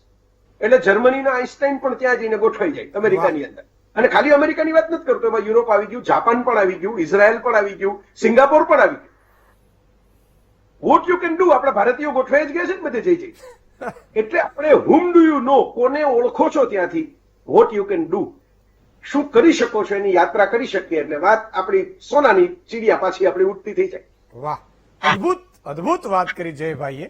એને 4 ખૂબીઓ ગણાવી, એ પણ અદભુત છે સાહેબ. તમે વિચારો ધીમતભાઈ, આટલા વર્ષમાં મને તો એવું લાગે છે કે ભારતીમાં લોકશાહી બેન આવ્યા એ 73 વર્ષમાં બુઢા થઈ ગયા છે. મને એવું ફીલ થાય છે. I don't know why I am telling this words, but આ હકીકત છે કે યાર તમારી લોકશાહીમાં ખરીદ વેચાણો થતા હોય, લોકશાહીમાં આ બધું થતું, એટલે મને થોડુંક એમ પીડા થાય. ખરેખર આ આઝાદી શેની છે આપણી? શું મળ્યું, શું કર્યું, શું કરવું જોઈએ? પહેલી સુદાનભાઈ, તમે બહુ સરસ સવાલ કર્યો. આઝાદી શેની છે, આઝાદી શું છે? જય વસાવડાએ લેખાજોખા કર્યા આઝાદીના, તો રિઝવાને આઝાદી પહેલાના આપણા સુવર્ણ યુગની વાત કરી. આપણે 15 ઓગસ્ટ ઉજવીએ છીએ, પણ મને લાગે છે કે 14 ઓગસ્ટનું પણ એક આગવું મહત્વ છે ઈસુભાઈ. 14 ઓગસ્ટ આપણો અખંડ ભારતનો આખરી દિવસ છે. 14 ઓગસ્ટે ભારતના ભાગલા થયા, પાકિસ્તાન અલગ થયું ભારતથી, અને 15 ઓગસ્ટે ભારત સ્વતંત્ર બન્યું, આઝાદ બન્યું. આ આઝાદી છે શું? મૂળ પાયાનો પ્રશ્ન આ છે. એક વાત મને ગમે છે, હું હંમેશા કહેતો હોઉં છું, કદાચ પુનરાવર્તનના ભયે પણ મને આજે ફરી કહેવાનું મન એટલે થાય છે કે આજે 14 ઓગસ્ટ અને 15 ઓગસ્ટના સંક્રાંતિ કાળે આપણે ઉભા છીએ. તમે જે ભાગલાની વાત કરી, એ 15 ઓગસ્ટે ભારત આઝાદ થયો એની ખુશી ભારતમાં નથી, કારણ કે ભારતના ભાગલા થયા હતા, કેટલા બધા લાખો લોકો નિરાશ્રિત થયા હતા, કેટલા બધાના ઘર ભાંગેલા, કેટલા મૃત્યુ થયેલા, અને પાકિસ્તાનથી શરણાર્થીઓની એક લાંબી લંગાર આવતી હતી, અને દિલ્હીમાં ક્યાંય ખુશી નથી, કારણ કે ચારે બાજુ શરણાર્થી કેમ્પ હતા. આવી એક શરણાર્થી શિબિરમાં ભારતના નવા બનેલા વડાપ્રધાન જવાહરલાલ નહેરુ એ શિબિરની મુલાકાતે ગયેલા. તો પાકિસ્તાનથી આવેલી એક બહેન હતી, ત્યાં બહુ જ એનું ત્યાં લૂંટાઈ ગયેલું, ઘર લૂંટાઈ ગયેલું, સગાવાલા મરી ગયેલા, બહેન એકલી હતી, અને એને જવાહરલાલ નહેરુનો ફેંટ પકડી લીધી. ફેંટ પકડીને જવાહરલાલ નહેરુને એને સવાલ કર્યો, પાકિસ્તાનથી આવેલી એક શરણાર્થી બાઈએ, કે આઝાદીનો અર્થ શું છે? આઝાદી શું છે? મારી આવી દશા થઈ, એના માટે આઝાદી તમારી જવાબદાર છે. આઝાદી છે શું, મને કહો. જવાહરલાલ નહેરુએ એને બહુ સરસ શાંતિથી જવાબ આપ્યો કે તું તારા વડાપ્રધાનની ફેંટ પકડી શકે છે, એનું નામ આઝાદી છે. 15 ઓગસ્ટ પહેલા તમે કોઈ અંગ્રેજના વાઇસરોયની ફેંટ નતા પકડી શકતા. આ વાત 15 ઓગસ્ટે પછી જવાહરલાલની ફેંટ પકડાઈ એ દિવસે જ એટલી સાચી હતી, એના કરતા વધારે સાચી આજે એટલા માટે છે કે આઝાદીના 73 વર્ષ પૂરા થયા છે. 74મા વર્ષમાં આપણે પ્રવેશીએ છીએ, પણ ખરેખર આપણને સવાલ ફરી ફરીને પજવે છે જે કે ખરેખર આપણે આઝાદ છીએ ખરા? આપણે કેટલી બધી પ્રગતિ કરી? 15 ઓગસ્ટે આપણે આઝાદ થયા ઈસુદાનભાઈ, ત્યારે કાયદેસર રીતે કહી શકાય કે એક ટાંકણી પણ આપણા દેશમાં બનતી નથી, એટલી અંગ્રેજોએ આપણી હાલત ખરાબ કરી નાખી હતી. અને આજે તમે જુઓ કે હું હમણાં તમારી વીટીવીની સ્ક્રીન ઉપર જ જોતો હતો કે આપણે માત્ર આપણા સેટેલાઇટ નહીં, દુનિયાના બીજા બધા દેશોના સેટેલાઇટ હવે છોડીએ છીએ, એટલે આપણે પ્રગતિ કરી છે વિજ્ઞાનમાં. પ્રગતિની વાત તો તમે જોવા દો, અમેરિકા જેવો દેશ, જેના હમણાં જય વસાવડા વખાણ કરતા હતા કે અમેરિકામાં આવું કલ્ચર છે, એ અમેરિકાનો રાષ્ટ્રપતિ આપણા મોદી પાસે દવાઓ માંગે છે કોરોનામાં. હવે આનાથી વધારે મોટો પ્રગતિનો માપદંડ બીજો કયો હોઈ શકે? પણ સામે પક્ષે આજે આપણે એ વાત પૂછવાનું, આપણે 73 વર્ષ પછી પણ એ સવાલ આપણી જાતને પૂછવો જોઈએ કે જવાહરલાલ નહેરુની ફેંટ પેલી જે બાઈ પકડી શકતી હતી, એમ આપણે આપણા વડાપ્રધાનની ફેંટ પકડી શકીએ છીએ? ફેંટ પકડી શકીએ એટલે એમને સવાલ કરી શકીએ છીએ કોઈ બાબતે? વડાપ્રધાનની વાત જવા દો, સુપ્રીમ કોર્ટે હમણાં જ એક સિનિયર મોસ્ટ વકીલ જેને કહી શકે પ્રશાંત ભૂષણ, એની ઉપર એને દોષી કરાર કર્યો છે, અને 20મી તારીખ એને સજા થવાની છે, કારણ કે એ પ્રશાંત ભૂષણે સુપ્રીમ કોર્ટ ઉપર એક ટીકા કરી હતી. લોકશાહીનું હાર્દ છે સવાલ કરવો, ટીકા કરવી, ચર્ચા કરવી. સુપ્રીમ કોર્ટ તો દૂરની વાત છે, ગુજરાત હાઈકોર્ટમાં એક સિનિયર વકીલને એનું સિનિયરપણું હાઈકોર્ટે લઈ લીધું, કારણ કે એ વકીલે હાઈકોર્ટ ઉપર બી નહીં, હાઈકોર્ટની રજિસ્ટ્રી ઉપર કોઈ ટીકા કરવી. એ ટીકા પછી એને સિનિયરમાંથી સામાન્ય વકીલ બનાવી દીધો હાઈકોર્ટે, અને અત્યારે એનો ઝઘડો હાઈકોર્ટમાં અને સુપ્રીમ કોર્ટમાં હજી ચાલે છે, એની પાસે માફી મંગાવી છે. તો મૂળ વાત એ છે કે આ તો બધા મોટા માણસો છે, પ્રશાંત ભૂષણ કે યતીન ઓઝા, પણ આ દેશનો સામાન્ય માણસ શું એની સમસ્યાઓ વિશે સવાલ કરી શકે છે? મારી દ્રષ્ટિએ આઝાદીનો મતલબ આ છે, આપણે ટાંકણીમાંથી સેટેલાઇટ બનાવીએ ને એ બધી તો સામાન્ય ભૌતિક પ્રગતિ છે. મૂળ પ્રગતિ છે આઝાદી. 73 વર્ષ માટે ગાંધીજીથી માંડીને આપણા મોટા મોટા નેતાઓ જેના માટે મથ્યા, ભગતસિંહ જેના માટે ફાંસીના ફંદે ઝૂલી ગયા, એ આઝાદી હતી કે આપણને પોતાને આપણું પોતાનું સ્વરાજ મળે. એ સ્વરાજ આજે છે, મૂળ પ્રશ્ન આ છે. બિલકુલ, બહુ જ સાચી વાત થઈ. અને મને એમાં રસ છે કે ગરીબો દૂર ન થવા જોઈએ, ગરીબી દૂર થવી જોઈએ, બેકારી દૂર થવી જોઈએ. બેકારો નહીં, આપણે કહું કે ભાઈ તમે આમ કરી નાખો એવું નહીં, બેકારી દૂર થવી જોઈએ. મને એમાં રસ છે ભ્રષ્ટાચાર મુક્ત ભારત હોવું જોઈએ. ભ્રષ્ટાચાર મુક્ત, સાહેબ, ભ્રષ્ટાચાર મુક્ત થાય ને તો સાહેબ મોટા ભાગના ગરીબો છે ને એ અમીર બની જાય, એટલે મધ્યમ વર્ગમાં આવી જાય. શું કામ ખબર છે? 80,000 વાળો જયારે 200 રૂપિયા કમાનારની પાસે લાંચ માંગતો હોય ને સાહેબ, ત્યારે ધરતી ખાલી માર્ગ નથી આપતી. હા, અને એ 80,000 વાળો પાછા પોતાના દીકરાને ખવડાવે, એ 200 રૂપિયા કમાનાર વાળા પાસે લાંચ લે, એને ખવડાવે, અને પછી એનો દીકરો એને વૃદ્ધાશ્રમમાં મૂકે ને એની કરુણતા છે. પછી આપણા શાસ્ત્રો કે છે, તમે વિચાર કરજો. હમણાં હું ગામડામાં ફરી રહ્યો હતો, એટલે એક ભાઈએ મને કીધું કે સુદાનભાઈ 1000 રૂપિયા કે માસ્કના, મેં તો કે સાંસદને ફોન કર્યા, ધારાસભ્યને કર્યા, ભીખુભાઈ કરીને મને મળ્યા કે શું કરવામાંથી છીએ. એટલે મેં કીધું આ કોરોનાની તકલીફ. મને કે કોરોનાની હોય, અમારી પાસે, અમે ગામડાના માણસ, અમારી પાસે એક પણ કાગડીઓ બાઇક નો ન નીકળે, આજે ન નીકળે. અને કાલે હું માની લો કાઢી લઉં, સાહેબ પોલીસ રોકે એટલે અમારે 200 રૂપિયાનો ચાંદલો થાય. 200 રૂપિયા કેમ થતા હશે કોઈએ પૂછ્યું છે અમને? તમે આમ તો ભાવ અપાવી શકતા નથી. તમે આપો હું એમ કહું છું કરુણતાની પરાકાષ્ઠા છે સાહેબ. ભાવ અપાવી શકતા નથી. તમે ડેમો બનાવડાવી શકતા નથી. ડેમોનો વાંધો છે. ડેમોની મને રજૂઆત કરવા આવ્યા સાહેબ. ખબર પડી કે સુદાનભાઈ અહીંયા આવ્યા છે, ચાલુ કરી દીધી રજૂઆતો. પણ એ રજૂઆતોની પાછળ કરુણતા જુઓ સાહેબ. અને એની પાછળ કે 200 300 રૂપિયા. અમારો વર્ષ ક્યાં આવશે? વરસાદ વધારે પડશે તો લીલો દુષ્કાળ થાય તો એમાં સહાય અમને કોઈ આપશે એની કોઈ ગેરંટી નથી. અને પોલીસ અહીંથી નીકળે એટલે 200 ને 500 રૂપિયા અમારામાંથી લઈ લે. કાં કાગળીઓ ન હોય, કાં પીયુસી નો હોય, આ ન હોય, તે ન હોય. કે આવું કોઈ વ્યવસ્થા ઉભી ન થઈ શકે. મેં કીધું એમાં તો શું કરી શકું? બંધારણ એવું છે, પણ બંધારણનો દુરુપયોગ પણ એવું છે. પોલીસ વાળા હોય એ પોતે હેલ્મેટ વગર નીકળે તો ચાલે, પણ બીજા જો નીકળે તો એ 500 રૂપિયા કે તમે તો નિયમ પાલન કરવું પડે એમ કરીને. આ પણ પરાકાષ્ઠા છે. આઝાદીના દિવસે આ પણ ચર્ચા થવી જોઈએ. એક નાનકડા વિરામ બાદ તુરંત આવીએ છીએ, ક્યાં જતા નહીં, ફોન લાઈન પણ ખોલીશું. દર્શક મિત્રો, ફરીથી આપનું સ્વાગત છે. હવે હું બે મહાનુભાવ લઈ લઉં, પછી પાછો જયભાઈ પાસે જઈશ. એક ભાજપ કોંગ્રેસના નેતાઓને લઈ લઈએ ને, કારણ કે એમની જવાબદારી છે. કૈલાસભાઈ, શું મળ્યું, શું નથી મળ્યું, શું મળવા જોઈતું હતું? સૌથી પહેલા સ્વતંત્રતા દિવસની પૂર્વ સંધ્યા પર 74 સ્વતંત્રતા દિવસની પૂર્વ સંધ્યા પર સમસ્ત પેનલ, સમસ્ત ગુજરાત દર્શક અને સમસ્ત ભારતના નાગરિકોને ખૂબ ખૂબ શુભકામનાएं અને શુભેચ્છાઓ. આજ ઈસુદાનભાઈ, એક તમે એવા સમયમાં એવો પ્રશ્ન કરો છો જે સ્વતંત્રતા શબ્દ માટે આપણે આખી ચર્ચા ચાલી રહી છે. સ્વતંત્રતાની કિંમત શું? મને લાગે છે કે એક પેનલિસ્ટે બહુ સારી વાત કરી કે એની કિંમત લોકોને સમજે ત્યાં સુધી એની કિંમત. અને એક એવો જનરેશન છે જેને એ ખબર નથી સ્વતંત્રતા કેમ મળી. એટલે ઝવેરચંદ મેઘાણીની બુકમાં લખેલી એક નાની સ્ટોરી મને ખાલી 1 મિનિટમાં કહીશ એટલે વાત આખી સમજો સ્વતંત્રતાની કિંમત શું છે ને કેમ મળી. ઝવેરચંદ મેઘાણી જયારે સૌરાષ્ટ્રમાં સૌરાષ્ટ્ર સમજવા નીકળ્યા તો એક રેલવે સ્ટેશન પર એક 80 વર્ષના માજી ગ્લાસથી પાણી વેચતા. એ સમયે ટ્રેનમાં માટલો લઈને પાણી વેચતા, એક આના અડધો આના પાણી વેચતા હતા એ સમયમાં. એ પાણી વેચતા. તો ઝવેરચંદ મેઘાણીએ બોલાવીને પૂછ્યું, માજી કેમ તમે પાણી વેચો છો? તમારા છોકરા નથી, તમારા દીકરા નથી? કે ના બેટા, મારા 4 દીકરા છે. કે માજી કેમ પાણી વેચો છો? તમારા દીકરા શું તમને રાખતા નથી? ના માજી, કે મારા છોકરા સારા છે ને બધું સારું કરી શકે એવા છે. તો માજી પાણી કેમ વેચો છો? ત્યારે એ માજી એમ જવાબ આપ્યો કે બેટા, હું મારી જાતને માટે રળી ખાઈ લઉં છું અને મારા છોકરાઓને મેં આ ગાંધીજી, સરદાર પટેલ અને બાપુજી આ દેશના વિકાસ, દેશના આઝાદી માટે લડાઈ લડી રહ્યા છે ને એના માટે એમને આપી દીધેલા છે. તો એ આઝાદી એમ મળેલી છે. અને આજના યુવાનો, આજના જેને ખબર નથી કે આઝાદી કેમ મળી છે, એ એવી વાતો કરે કે 70 સાલમાં શું થયું. સાહેબ, આ 74 સાલના ઇતિહાસમાં 54 સાલ સુધી કોંગ્રેસ પક્ષ, જે પક્ષે આ દેશની આઝાદી અપાઈ, એનો એક સ્વતંત્ર અને જવાબદાર વ્યક્તિ રીતે, એનો પ્રતિનિધિ રીતે આજુ તમારા સામે વાત કરવા માંગુ છું. કે જેમ એક વાત કરી એક પેનલિસ્ટે કે ભાઈ આ દેશમાં સુઈ નતું બનતું અને આજ આ દેશ જહાજ બનાવવા સુધી પહોંચ્યો છે. આઝાદી પછી એ દેશનો વિકાસ થયો છે. શ્વેત ક્રાંતિ હોય, હરિત ક્રાંતિ હોય, જુદા જુદા ઘણા ટાઈપના ક્ષેત્રોમાં ક્રાંતિઓ થઈ. અને જે દેશમાં ખાવા માટે અનાજ, દેશનો પહેલો બજેટ 275 કરોડ રૂપિયાનો હતો અને એ બજેટમાંથી 70% આપણે ઘઉં આયાત કરતા હતા દેશને ખવડાવવા માટે. આજ આપણે 2 વર્ષ સુધી આ દેશમાં અનાજ ન પેદા થયા ને એટલો અનાજ 1 વર્ષ પેદા કરીએ કે દેશને ખવડાવી શકીએ. એટલો દેશમાં અનાજ પકવતો આ કિસાન થઈ ગયો. એ થેન્ક્સ ટુ જય જવાન ને જય કિસાન. આ દેશની સેના એટલી મોટી થઈ ગઈ કે વર્લ્ડમાં કોઈની તાકાત નથી આપણને આંખ બતાવી શકે. એ આ દેશના આ 74 વર્ષના વિકાસનો આપણે આધાર લઈને બેઠા છીએ.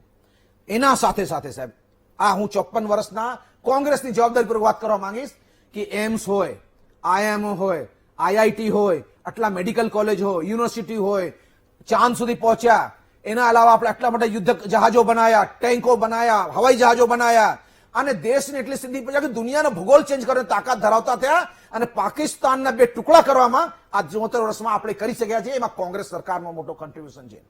અને એ જ રીતે આજ આપણા યુવાનો પછી નાસામાં હોય યા તમે ઇંગ્લેન્ડના મોટા મોટા પ્રોજેક્ટ્સમાં હોય, એ બધા આપણા યુવાનો આપણા IIT અને IIM થી પાસ થઈને આખો મેનેજમેન્ટ કરી રહ્યા છે. આખા વિશ્વના સારા પોસ્ટ પર આજ 30 થી 35% ભારતીય યુવાનો છે.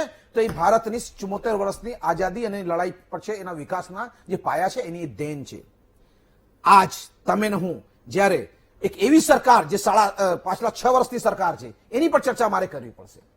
જે આ દેશને સૌથી મોટા આઝાદી પછી જે મળ્યું હોય, આ દેશને આઝાદ ભારતમાં મળ્યું હોય, એ બાબા સાહેબ ભીમરાવ આંબેડકર દ્વારા આપવામાં આવેલો આ દેશનો સંવિધાન છે. જે સંવિધાનને એક સમયે આરએસએસ દરિયામાં નાખી દેવાની વાત કરતી હતી, એ સંવિધાનના કારણે આ દેશમાં રામ મંદિર પણ બને છે અને એ સંવિધાનના કારણે આ દેશની સમસ્ત વસ્તી ઇક્વલ એક બરાબર બેસી શકે છે. એ આ બાબા સાહેબ ભીમરાવ આંબેડકરના સંવિધાને આ દેશને આપ્યો છે. આ દેશની સૌથી મોટો એચિવમેન્ટ છે આઝાદીનો. એના પછી ધીમે ધીમે ધીમે લોકતંત્રમાં આપણે જાણીએ છીએ સ્વતંત્ર રહે, વાણી વિલાસ કરવાની પણ સ્વતંત્ર ઘણા ફેરા વાણીનો દુરુપયોગ કરવાની પણ સ્વતંત્રતા હોય છે. અને એ જ રીતે આજ પરિસ્થિતિ એવી થઈ કે મને યાદ છે આજ પણ 2013 ને 14 નો સમય, એક આ દેશમાં કેવી વ્યવસ્થા ઉભી થઈ તમે જાણો. એક અધિકારી એક આર્ટિફિશિયલ એક આયોજનબદ્ધ તરીકેથી એક સરકાર પાડવા માટે 2 રિપોર્ટ સબમિટ કરે છે, 2G ને કોલગેટના, અને એ ખોટા રિપોર્ટ સબમિટ કરે, જેના કારણે એ અધિકારી આજ ભારતના સૌથી મોટા પોલિટિકલ એક એ પોસ્ટ પર બેઠા છે જ્યાં સૌથી મોટો વહીવટ થાય છે. એને એ પોસ્ટ ક્યારે મળી? કારણ કે એક સરકાર બનાવવાને મોટો કન્ટ્રીબ્યુશન આપ્યો. અને ગાંધી બનવા નીકળ્યો એક માણસ, હું એક ડોસો શબ્દ વાપરું છું, એક ગાંધી બનવા નીકળ્યો માણસ આ દેશના આખા લોકોને દિલ્હીના રામલીલા મેદાનમાં ઝંડા લઈને ફરકાયા અને પોતે જઈને આજ જયારે દેશની પરિસ્થિતિ વળી ખરાબ છે તો વળી પોતાના ઘરે માલેગાંવ સુધી સુઈ ગયો છે અને દેશને લેવા નતા, એક પાર્ટીને સત્તામાં લાવવા માટે રાજકીય હથ્થા બનવા માટે બેઠા હતા. અને એ જ સમયે એક બાબા, આપણે બાબાને ભગવાનને માન આપીએ છીએ, એ બાબા કહેતો હતો 35 રૂપિયા પેટ્રોલ ને ડીઝલ આપશું. એ બાબા ને જેમ 10,000 કરોડનો એનો ધંધો વિકસી ગયો એટલે આજે બાબા ઘરે બેસી ગયો છે અને એ સરકારના વખાણ કરે, સરકાર સામે શબ્દ બોલતો નથી. આઝાદી પછી આપણે લોકતંત્રમાં ડેમોક્રેસીમાં મળ્યો છે આપણને. અને એના પછી જે સરકાર આવી, સરકારે શું કર્યું સાંભળવા જેવી વાત છે. હેમંતભાઈ બહુ સારી વાત કરી. ક્યાં ન્યાયપાલિકા, ક્યાં તમારો સીબીઆઈ? આ સાહેબ સીબીઆઈ પોતામાં લડી રહ્યા છે. આ દેશને આ મળ્યું છે હવે પાછલા 6 વર્ષથી શાસનમાં. હાઈકોર્ટ, સુપ્રીમ કોર્ટમાં એવા ઇસ્યુ તમે જોશો જ્યાં આપણને એવું લાગે કે ન્યાય ક્યાં છે, ન્યાય વ્યવસ્થા ક્યાં છે. આંખમાં આ પટ્ટા બાંધીને જે તરાજુ મૂકવામાં આવે છે ને, ખરા અર્થમાં આંખમાં પટ્ટા ખોલી દેવા જેવા છે તો દેખાય ન્યાયને કે આખરે સામે શું છે. ઈશુદાનભાઈ, સૌથી મોટી વાત જે આ ન્યાયતંત્રમાં મને પાછલા 6 વર્ષમાં એક દેખાયું છે, આ દેશના લોકશાહીને છે ને, લોકશાહીની હત્યા કરવામાં આવી છે. પહેલી વાર આ દેશમાં લોકતંત્ર હોવા છતાં, જન મતદાન વ્યવસ્થા હોવા છતાં સરકાર બનાવવા માટે તમારે સંપૂર્ણ માહિતી, સંપૂર્ણ ધારાસભ્યો સાથે સંપૂર્ણ બહુમતીથી જીતવાની જરૂરત નથી. તમે જીતીને આવી જાઓ, ધારાસભ્ય ખરીદી લો યા ધારાસભ્ય રાજીનામા પડાવી દો, ધારાસભ્યને વરી છૂટાવો અને તમારી સરકાર બનાવો. એ વ્યવસ્થા પહેલી વાર આઝાદ ભારતના ઇતિહાસમાં આપણને જોવા મળી છે. એ 74 વર્ષ પછી જોવા મળી છે, ખાસ કરી પાછલા 6 વર્ષના અંદર. ક્યાંક લોકતંત્ર ચોરાહે ઉભો છે. હું દેશના યુવાનો તમારા માધ્યમ, તમારા ટીવીના માધ્યમથી દેશના યુવાઓને યાદ કરવા કહું છું કે યાદ રાખજો, આપણે એવી જગ્યા બેઠા છીએ જ્યાં પહેલી વાર, સાહેબ ઈશુદાનભાઈ બહુ ઇમ્પોર્ટન્ટ વાત છે, ઇતિહાસ આઝાદ ભારતમાં પહેલી વાર એવું બન્યું છે. એક આઝાદીના સમય બન્યું હતું, પાર્ટીશનના સમય, ધીમંતભાઈ વાત કરી, અને આજ દેશમાં 2 ભાગમાં વેચાઈ ગયો.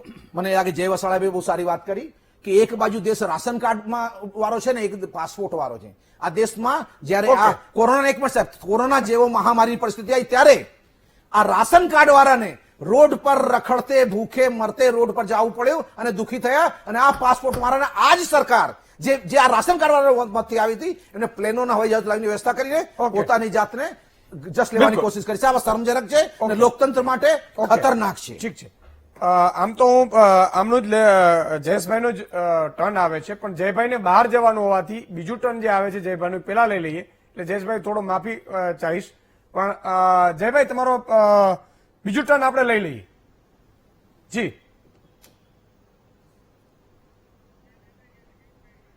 જયભાઈ, તમારો અવાજ મ્યુટ છે, અવાજ મ્યુટ થઈ ગયું છે. આવ્યો. મેં એવું કહ્યું કે મેં વ્યવસ્થા કરી દીધી છે ત્યાં 15-20 મિનિટ મોડું થાય ને તો વાંધો ના આવે. એક મીટિંગ, ઓનલાઈન જ મીટિંગ છે, એમાં મેં કહી દીધું તમે જયેશભાઈ જ પહેલા. ઓકે, તો વાંધો નહીં. તો જયેશભાઈ તો બિલકુલ, વાહ, જો આની મજા છે. એટલે જયેશભાઈ તમારો ટર્ન કે આપણે જે રીતે આ આઝાદી અને મનની આઝાદી, અંતરની આઝાદી, અને જયભાઈ તો અમે ક્યારેક વાતે ચડીએ ને તો કલાક ફોનમાં વાતો ચાલે, કારણ કે આ છે ને એ સમજણ શક્તિનો આજ મજા છે. જયેશભાઈ, આઝાદ ભારતમાં શું મેળવ્યું, શું ગમાવ્યું, અને જેમ કૈલાસભાઈ કેટલાક આક્ષેપો પણ કર્યા કે ભાઈ તમે એમણે 54 વર્ષમાં આટલું કર્યું, ભાઈ તમે થોડું આમ તેમ કરવા માંડ્યા છો, એવું પણ એમણે કહ્યું. એ પણ કહી શકશો. જી. સૌ પ્રથમ તો ઈશુદાનભાઈ, આજના આ દિવસે આપણા નામી અનામી સૌ શહીદોને નતમસ્તક શ્રદ્ધાંજલિ આપીએ છીએ, સ્વાતંત્ર્ય વીરોને શ્રદ્ધાંજલિ આપીએ છીએ.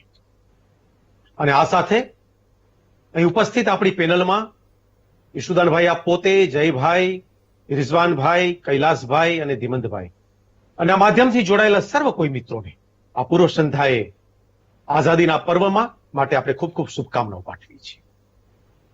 ગુજરાતની વાત નીકળી છે ત્યારે 2-3 મુદ્દા મારે પહેલા કહેવા છે. 15 ઓગસ્ટ એ આઝાદીના દિવસની સાથે મહર્ષિ અરવિંદનો જન્મદિવસ છે. મહર્ષિ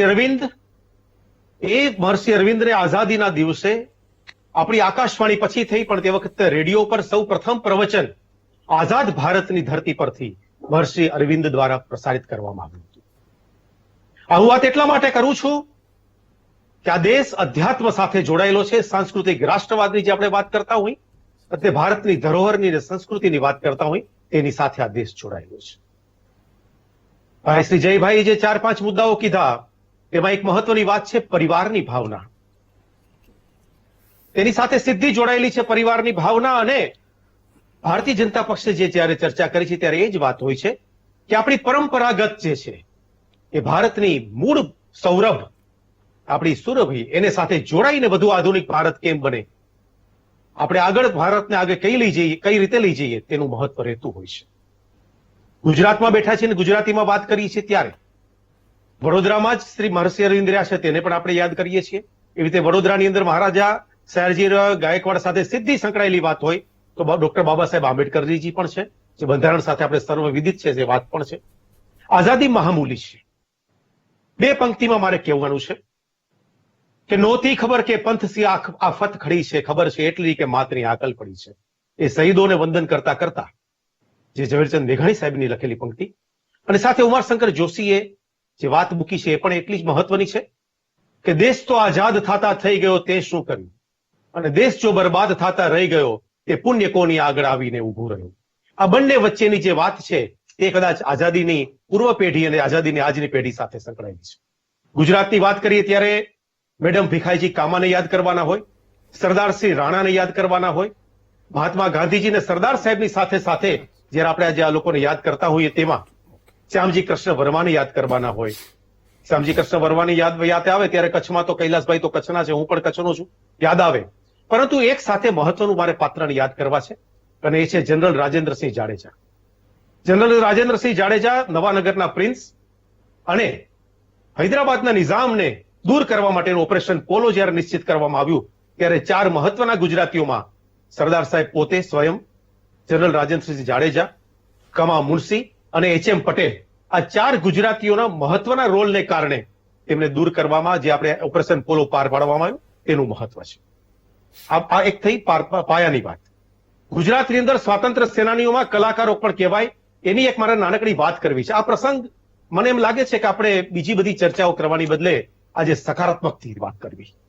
મારે એટલા માટે કહેવું છે કે ગુજરાતના જગનભાઈ મહેતા, પ્રશ્નોરા નાગર, એટલે એવું વ્યક્તિત્વ કહેવાય કે સુભાષચંદ્ર બોઝ વિયેનામાં એમની જ્યારે કહેવાય કે સુભાષચંદ્ર બોઝ ઉપર બહુ જ મોટી જોખમ હતું, એ સમયગાળામાં પણ એ છુપાવે છે વિયેનામાં જગનભાઈ મહેતાને માંદા હતા તો તેમની ખબર કાઢવા માટે ગયા હતા. આ એક સ્વાતંત્ર્ય સેનાનીઓ એકબીજા સાથેનો નાતાની વાત છે. અને એ હુમાયુજી વ્યારાવાલા અને જગનભાઈ મહેતા આ બંનેના પાડેલા ફોટોગ્રાફર સ્વાતંત્ર્ય સેના વખતના એટલા બધા મહત્વના છે કે આ સૌને આપણે આજે યાદ કરીએ. એવી રીતે છગનલાલ જાદવ, ચિત્રકાર, કે જે લોકો પણ 84 ની જે આપણી સેના બની હતી દાંડી કૂચમાં, એના પછી બીજા 12 લોકો જોડાયા હતા, એમાંથી આ બધા લોકો જોડાયા હતા. કોંગ્રેસ કે ભાજપની આજે મારે વાત થોડી ઓછી કરવી છે, કરીશ, એનો સમય આવશે ત્યારે પણ કહીશ. બિલકુલ. પરંતુ એવા લોકો છે બિલકુલ કે જે લોકો માત્ર સેવા સાથે નિર્ધારિત હતા. ઓકે. સૌરાષ્ટ્રની જ્યારે વાત કરીએ જુનાગઢમાં, તો આરજી હુકુમત સાથે જોડાયેલા પાછળથી મંત્રી બન્યા હતા તેવા રતુભાઈ અદાણી. તેમને કેટલીક કોંગ્રેસમાં આંતરિક સમસ્યાઓ પહેલેથી રહી છે અને આજે છે ને રે, પરંતુ એ વખતે રતુભાઈને પણ એ વખતે સમસ્યાઓ હતી. એમણે નક્કી કર્યું કે હું સક્રિય રાજનીતિ છોડું છું. રતુભાઈ અદાણી અને ધીરેનભાઈ ગાંધી અને નવીનભાઈ ગાંધી બંને સાડા બનેવી થાય. રતુભાઈ અદાણીએ રાજનીતિ છોડ્યા પછી તેણે સેવાનું ક્ષેત્ર ક્યારેય છોડ્યું નહોતું. આવા લોકો પણ હતા. અને અમદાવાદમાં પાછળથી તેમણે જીવરાજ મહેતા હોસ્પિટલ બાંધી, એને ટીબી હોસ્પિટલોને જે બાંધી છે તો આપણે સર્વવિદિત વાતો છે, એમને પણ આજે આપણે આ તકે યાદ કરીએ. બિલકુલ. એમાં ઢેબરભાઈ પણ આવી જાય ને સૌ કોઈ આવી જાય. બિલકુલ. મારે એટલું ચોક્કસ કહીશ કે ભારતીય જનતા પાર્ટી જયારે વાત કરે છે ત્યારે એટલી જ વાત કરે છે કે જસ્ટિસ ટુ ઓલ અને અપીસમેન્ટ ટુ નન. ઓકે, તો એક વિરામ લઈ દંભ લો. ન કરો. ના વિરામ, મારી વાત થોડીક પૂરી કરી દઉં પછી વિરામ લઈ લઈશ. હા હા હા બેન. આજ કારણ કે મને એટલા માટે થોડીક ક્ષણો આપો. હા આપણે જે જ્યારે ચર્ચા કરતી છીએ ત્યારે મહત્વનો મુદ્દો હંમેશા એ આવતો હોય છે કે કોઈને આપણે એટલું જ કહીએ છીએ કે 370 કલમ જો આ રદ થઈ શકી છે, એનો અર્થ એવો થાય છે કે થઈ શકી હોત તો એ સેના માટે આપણે અટકાવી, એની ચર્ચા રાષ્ટ્રમાં થાય અને થવી જોઈએ. એની સાથે ભૂતકાળની ચર્ચાઓને મર્યાદિત કરવાની સાથે હું એટલું ચોક્કસપણે જ કહીશ કે ભારતની અંદર પ્રગટ થયેલા મહત્વના બે પાત્રો રાજકીય રીતે, ભગવાન શ્રી કૃષ્ણ અને ચાણક્ય. ભગવાન શ્રી કૃષ્ણ તો આપણે ગુજરાત સાથે સીધો નાતો છે.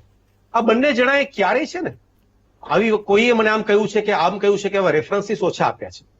એ લોકોની પાસે રેફરન્સીસ નતા એવું નતા. ભૂતકાળમાં કૃષ્ણની પહેલા પણ ભૂતકાળ હતો, ચાણક્યની પહેલા પણ ભૂતકાળ હતો, પણ જયારે વર્કમેનશીપમાં આવે છે, કામમાં આવે છે અને કામ કરતા હોય છે ત્યારે બધી એને ખબર હોય છે અને આજે શું કરવું જોઈએ તેની સુપેરે ધ્યાનમાં રાખી ક્ષણમાં રહીને કામ કરે છે.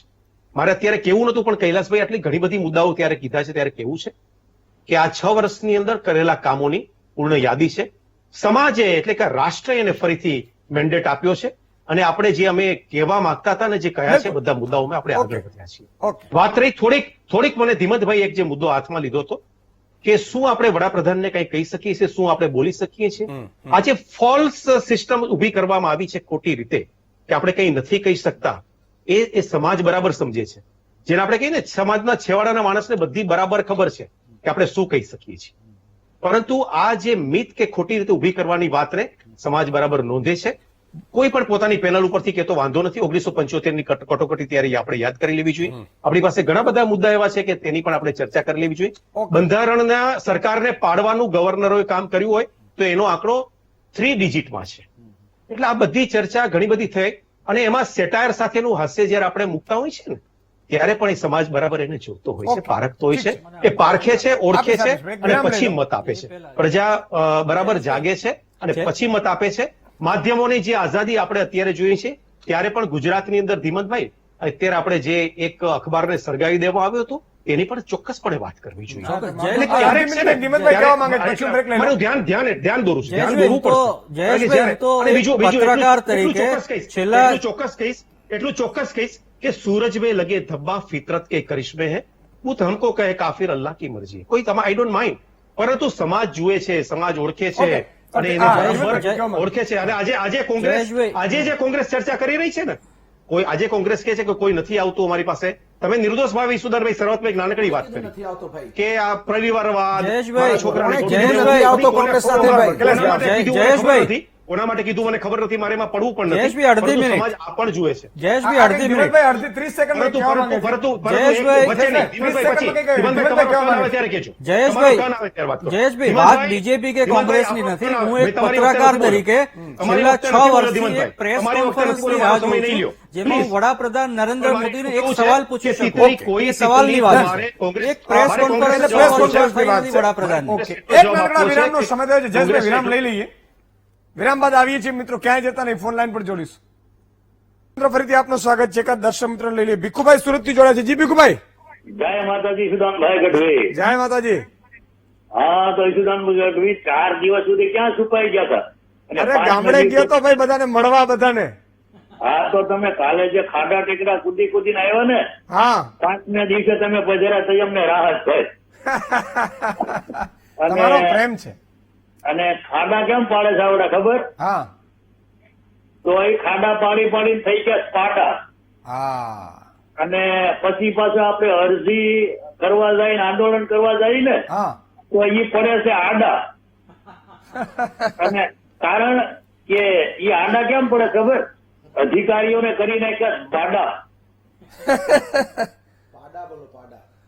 વાહ, ખૂબ ખૂબ આભાર ભીખુભાઈ. બહુ અદભુત વાત કરી. હમણાં 2-3 દિવસ હું બહાર ગયો હતો અને ગામડામાં લોકોને મળવાની પણ મને ખૂબ મજા આવે. હમણાં જે વાત કરતો હતો ને એટલે ભીખુભાઈને એમ થયું કે સુદાનભાઈ ક્યાં ગયા હતા 3-4 દિવસથી? ગેરહાજરીની નોંધ. આ એ જ છે ને, એક છે ને કે ભાઈ મુજને મોતનો ડર નહીં સતાવે, મહેફિલમાં અમારી કમી વર્તાય તોય ઘણું છે. આનાથી બીજું શું હોઈ શકે સાહેબ? પ્રેમ. મયુરભાઈ માળિયાહાટીથી જોડાયા છે. જી મયુરભાઈ. જય માતાજી, જય સોમનાથ ઈસુદાનભાઈ. જય સોમનાથ, જય માતાજી. પાંચ મહાનુભાવોને નમસ્કાર. જી હવે માળિયાહાટીથી આજે મારો એ મેસેજ છે. કાલે તો પછી બરોબર ટાઈમ ન હતો, મેં મેસેજ જોયા કે ખાડાનો વિષય હતો રોડના. હા તો રોડ નો એક વિષય નો હું કહી દઉં કે રોડ બાબત નું હવે અહીં તો ભાઈ મગફળીના ને કપાના ને પાક વીમાનું તો હવે અહીં ખેડૂતો મૂકી દીધો, મહેનત કરવા માંડ્યા, સરકાર નહીં દીધી.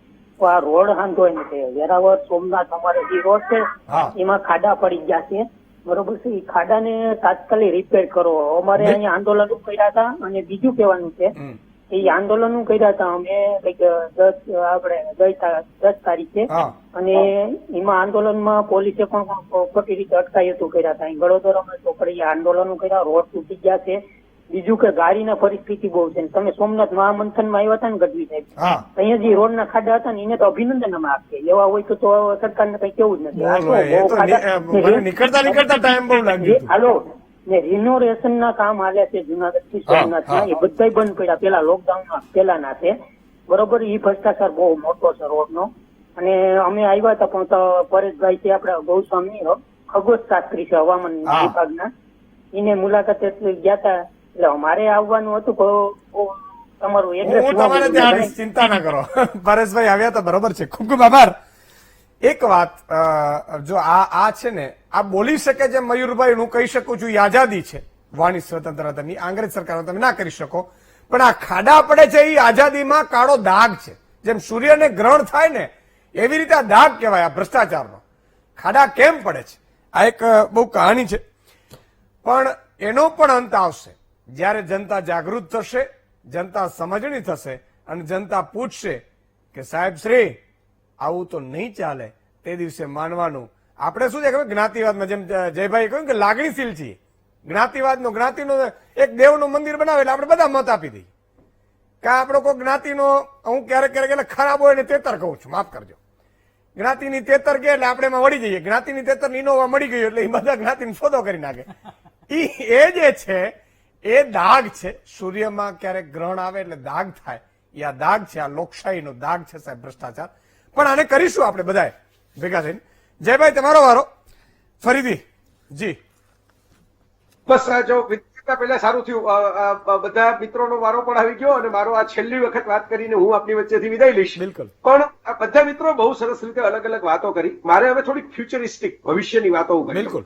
કારણ કે આપણે જવાનું તો ભવિષ્યમાં છે, આપણે ગમે એટલું ઈચ્છે ભૂતકાળમાં જઈ શકે. રિઝવાનભાઈ કેવો સરસ આખો ભૂતકાળ સજીવન કરી દીધો આપણી સામે.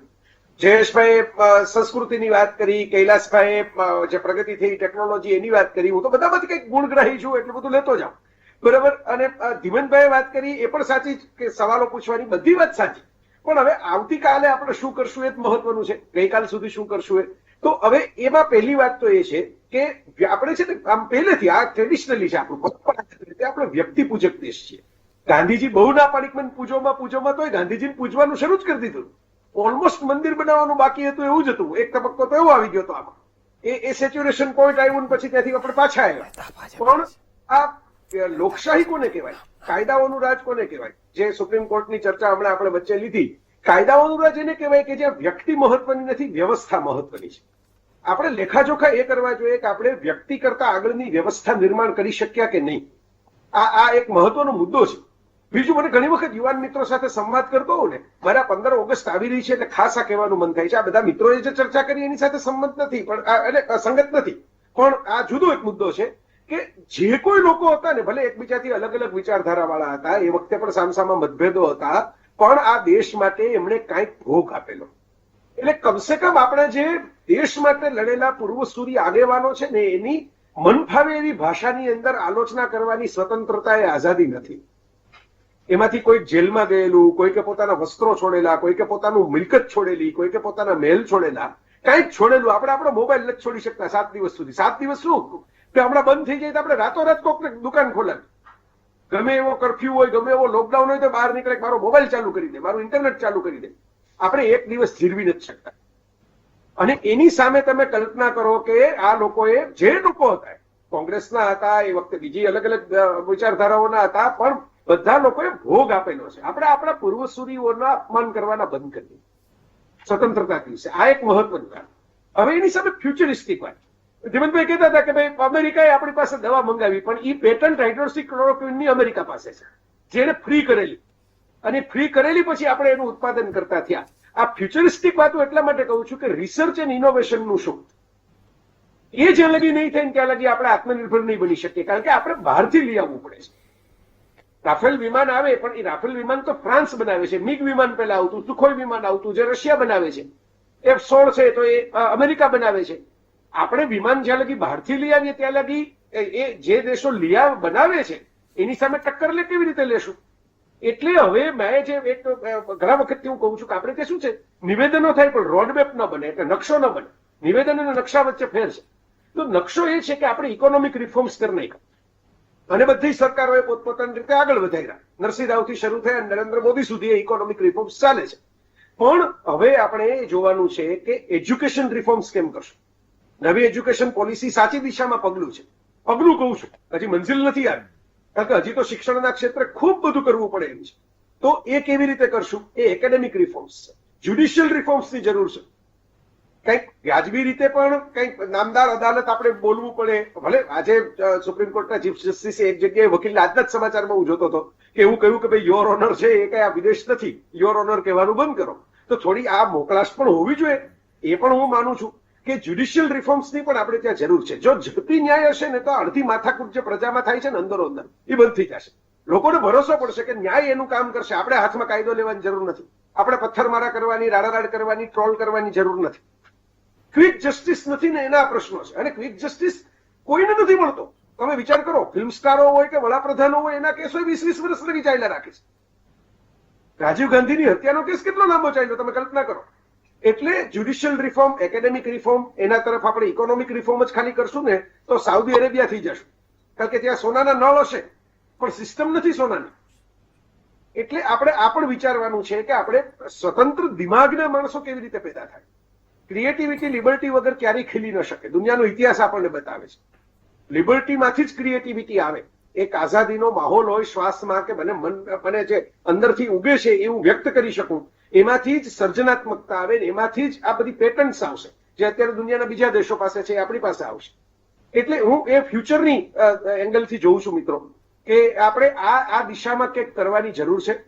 સ્વાતંત્ર્ય દિન આપણી પાસે આવે છે, એક પછી એક ઉજવાય મોટાભાગના લોકોને. એમાં પણ આપણી પ્રજા એન્ટરટેનમેન્ટ પ્રેમી છે એટલે એ તો રજા ગોતે. અત્યારે તો ઠીક છે, બધાએ બહુ રજાઓ ભોગવી લીધી આમ જુઓ તો કોરોના કાળની અંદર.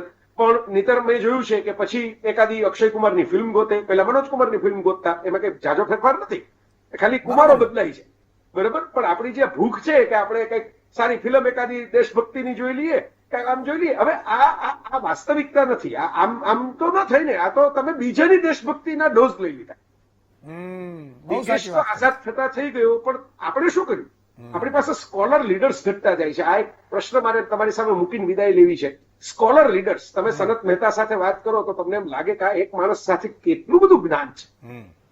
દરેક જગ્યાએ એવા લીડરો છે, દરેક પક્ષમાં છે. જયનારાયણભાઈને મળો તો તમને એમ લાગે કેટલું બધું જ્ઞાન છે, બરાબર. આવા જ્ઞાની લોકો છે ને એ બધી જગ્યાએ બધા પક્ષોમાં સાઇડલાઇન થતા જાય છે. હું તો કોઈ રાજકીય પક્ષને એમાં કોઈ સિંગલ આઉટ નથી કરતો. સ્કોલર્સ લોકો જે છે એ દેશની થિંક ટેન્ક છે. એ ક્યાંક તમારે લઈ આવવા પડશે એમને, એ બધા વિદ્વાનોને. એમાં મતભેદો હોય, જે વિચાર કરે એ જ મતભેદ કરે ને. વિચાર જ ન કરી તો મતભેદ કરવાનું નથી, તો ટોળું બનવાનું છે. તો મતભેદો જેમ ઈસુદાનભાઈ તમે બધાને ભેગા કરીને લઈ આવો છો, પ્રેમથી બધા આવે છે, બોલે છે, ચર્ચા કરે છે, એમાં કોઈ વ્યક્તિગત દ્વેષ નથી રાખતા. અત્યારે કોઈ પણ જયેશભાઈ નો સમય એનો ડ્યુ હતો તો મેં એમ કીધું કે હું મારી 15 મિનિટ લેટ કરીશ, પણ પેલા જયેશભાઈ તમે રાખો. એવું ના ચાલે કે હું કઈ જય વસાવડા તમે લેખક હોય એટલે કઈ એ બધાને ઓવરપાવર કરીને ઘૂસી જાય. આપણે આઝાદીમાં આ તો શીખવાનું છે કે કોઈ દંડો લઈને ઉભો હોય ત્યારે જ આપણે સરખા નાગરિક થાય, અને કોઈ દંડો લઈને ઉભું ન હોય ત્યારે આપણે મન ફાવે એમ વર્તવા માંડીએ. આપણે આમ પોલાણ દેખાય ત્યાં આપણે પોળા થઈ જઈએ. એ નથી કરવાનું, એ તો શીખવાનું છે આપણે નાગરિકો. બહુ સાચી વાત કરી, જોરદાર જયભાઈ, અદભુત વાત કરી. અને જયભાઈએ કહ્યું એમ કે એક દિવસની આઝાદી એ નહીં. આપણી આઝાદી ઘણા તો સ્ટેટસ મૂકે ને તિરંગો લેશે અને પછી બીજે દિવસે બૂચ મારવા વયા જાય. એવી રીતે આઝાદી ન હોય. આઝાદી તો સાહેબ તન મન ધનથી રાષ્ટ્રને સમર્પિત હોય, રાષ્ટ્ર માટે બધું કરી છૂટવા હોય એનું નામ દેશપ્રેમ કહેવાય. હા, ઘણા લોકો તો વિચાર કરે કે આમાંથી કઈ જ્ઞાતિનો વધારે છે તો એ જ્ઞાતિનું બોલું એટલે મને મત મળે. એ આઝાદી નથી.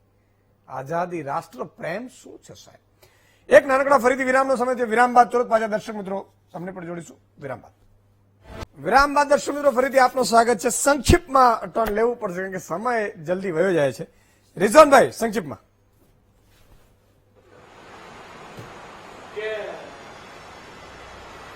રિઝલ્ટ દેશ આઝાદ થયો, આપણે રાષ્ટ્રધ્વજને 15મી ઓગસ્ટના રોજ કે 26મી જાન્યુઆરીના રોજ આપણે ફરકાઈ દઈએ છીએ, અથવા બહુ ઉત્સાહના અતિરેકમાં આવીને આપણે વાહન પર નીકળીએ ત્યારે રાષ્ટ્રધ્વજને લઈને નીકળી પડતા હોય છે.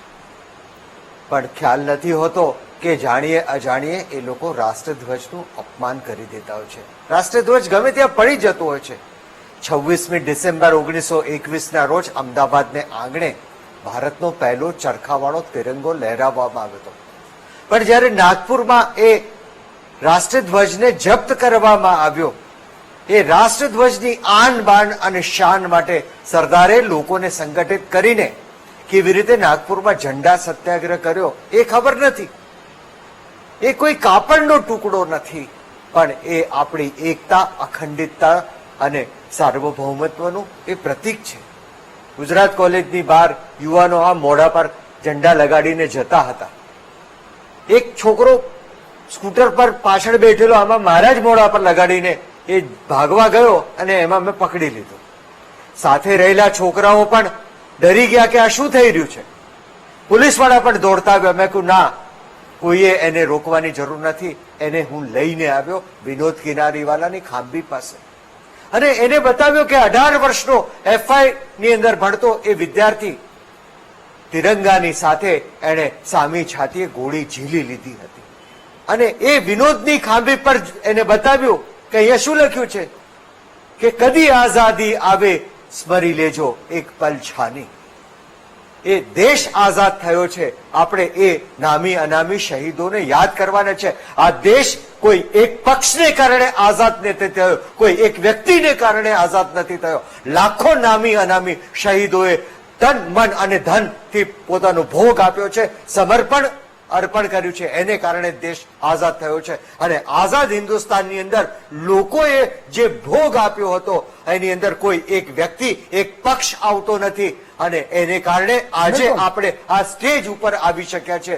આપણા લોકોએ જે ભોગ આપ્યો, જે બલિદાન આપ્યું, એને કારણે આજે આપણે આ ઊંચાઈ પર પહોંચી શક્યા છે. બિલકુલ. 30 સેકન્ડ ધીમેનભાઈ. પહેલ તમે જુઓ, ભારત પાકિસ્તાન બે દેશો બને અને 73 વર્ષ આજે પૂરા થશે. બંનેના મૂળમાં બે ગુજરાતી છે. ભારતમાં ગાંધી ગુજરાતના અને પાકિસ્તાનમાં જિન્ના, એ પણ ગુજરાતના સૌરાષ્ટ્રમાં. તમને એક વાત કહું, પાકિસ્તાનની સ્થિતિ આજે શું છે અને ભારતની સ્થિતિ આજે શું છે. આજની સ્થિતિ જોવો તો 1947માં પાકિસ્તાન બન્યું, એની પછી 1948ની 11 સપ્ટેમ્બરે જિન્નાનું અવસાન થયેલું. જિન્ના ક્વેટામાં રહેતા હતા અને ક્વેટાથી એમને કરાચી લાવવાના હતા. કરાચી એરપોર્ટ ઉપર ઉતર્યા બી ખરા અને કરાચી એરપોર્ટથી એમના ઘર સુધી જતા હતા. 15 માઇલનો રસ્તો હતો. 5મા માઇલે જિન્નાની એમ્બ્યુલન્સમાં પેટ્રોલ ખલાસ થઈ ગયો અને 2 કલાક સુધી જિન્ના હાઈવે ઉપર એમ્બ્યુલન્સમાં પડ્યા રહેલા. અને એ પછીના 4 કલાક બાદ જિન્નાનું અવસાન થયું. જે માણસે પાકિસ્તાન બનાવ્યું એની પાકિસ્તાને આ દશા કરેલી, તમે કલ્પી શકો છો. બિલકુલ. અને એ પાકિસ્તાનની દશા પણ આજે શું છે ને ભારતની દશા શું છે.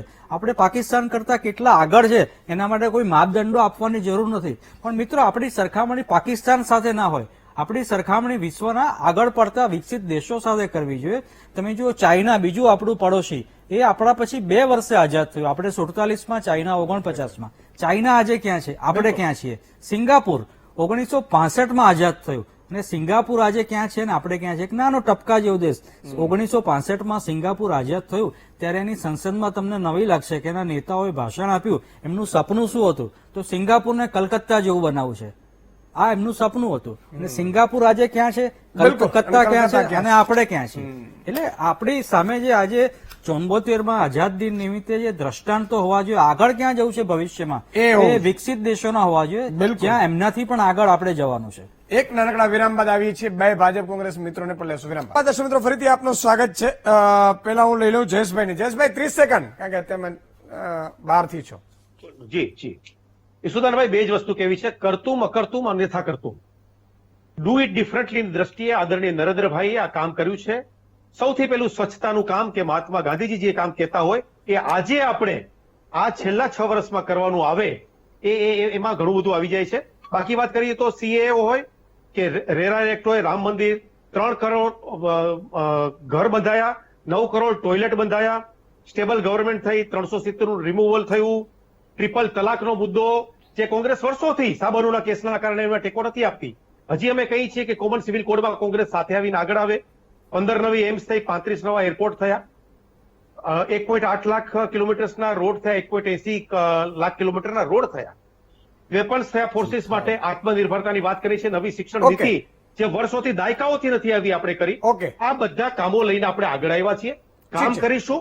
અને ગુજરાતના સપૂતો જે મહાત્મા ગાંધીજી ને સરદાર સાહેબ એમનું જે સ્વપ્ન હતું, સમય ઓછો છે. એને આગળ લઈ જવાનું, એમને આગળ લઈ જવાનું કામ ઓકે, ઓકે, આજે ઓકે, આદરણીય okay, Narendrabhai okay, Modi okay. કરી રહ્યા કૈલાસભાઈ, છે. કૈલાસભાઈ, 30 73 વર્ષ. વર્ષમાંથી 53 વર્ષ કોંગ્રેસની સરકારે આ દેશને મોટા મોટા ઉદ્યોગો, airport, railway, BPCL, ONGC, IOC, BSNL, NTPC, આટલી બધી કંપનીઓ આ દેશને આપી. અને પાછલા 6 વર્ષમાં તો એર ઇન્ડિયા તો વેચો, બીએસએનએલ તો વેચો, એચપીસી તો વેચો, બીપીસીએલ તો વેચો, તમે ઓએનજીસી તો અમે વેચો, private બેંકો તો વેચો, કોલ તો વેચો, એનટીપીસી તો વેચો. જે છે બધે વેચવા જ કાઢી છે. એક બગડેલો છોકરો પાછલા 6 વર્ષ એના બાપ દાદાની પેઢીનો ભેરું કરેલો વેચવા કાઢે છે ને, એ આટલા 6 વર્ષમાં સરકારે ધંધા કરી રહી છે. એના સિવાય એ સરકારે બગડેલો કંઈ કર્યું છોકરો નથી. કોણ? ઈ અને જરા again કહેજો કહું ને છું તમે જરા. કે ભારતીય જનતા પાર્ટીના જે પ્રવક્તા ના, બેઠા બગડેલો છે, છોકરો એ માત્ર કોણ ડાયરી છે? વાતો જરાક કરીને વાત વાતો આપણે કરે ભેગા એ થઈ જાય. નહીં. 15 તમે ઓગસ્ટનો દિવસ નોકરીઓ શું કરો છો? સરસ 24 કરોડ નોકરીઓ ગઈ છે એટલે? પાછલા 6 વર્ષમાં. એને નોકરી ક્યારે આપો છો? તમારે ત્યાં ખાલી પડેલી જગ્યાઓ ગુજરાતમાંથી જે ક્યારે આટલી ભરો છો? ટ્રેનો ગઈ હતી, ખેડૂતોના કૈલાસભાઈ, પેટમાં અનાજ ક્યારે જશે? સમયનો અભાવ છે. ભાવ ડબલ ક્યારે કરી આપો છો? આ દેશના વિકાસના પાયાના પથ્થર આપણા યુવાનો એને રોજગાર ક્યારે આપો છો? એનો જવાબ નહીં આપો તમે. ઓકે, સમયનો અભાવ છે. તમારી બેરોજગારીનું કામ અમારે ડાયરી જયેશભાઈ, વાતો. કૈલાસભાઈ, સમયનો ધીમતભાઈ, અભાવ. જયભાઈ અને રિઝવાનભાઈ, કોંગ્રેસની તમારો બેરોજગારીની ખૂબ જવાબદારી ખૂબ આભાર સૌનો. મિત્રો, આવતીકાલે 15મી ઓગસ્ટ છે. એની શુભ સંધ્યાએ આપણે મહામંથન કર્યું કે આપણે શું હતું, શું છે અને શું કરવું જોઈએ. ખૂબ મહાનુભાવોએ પોતાના મત વ્યક્ત કર્યા છે. 15મી ઓગસ્ટે આવતીકાલ છે. સ્વાતંત્ર્ય પર્વ આખો દિવસ વીટીવી એ સ્વાતંત્ર્ય પર્વ ઉપર રહેશે. આઝાદ દિવસ આપણું.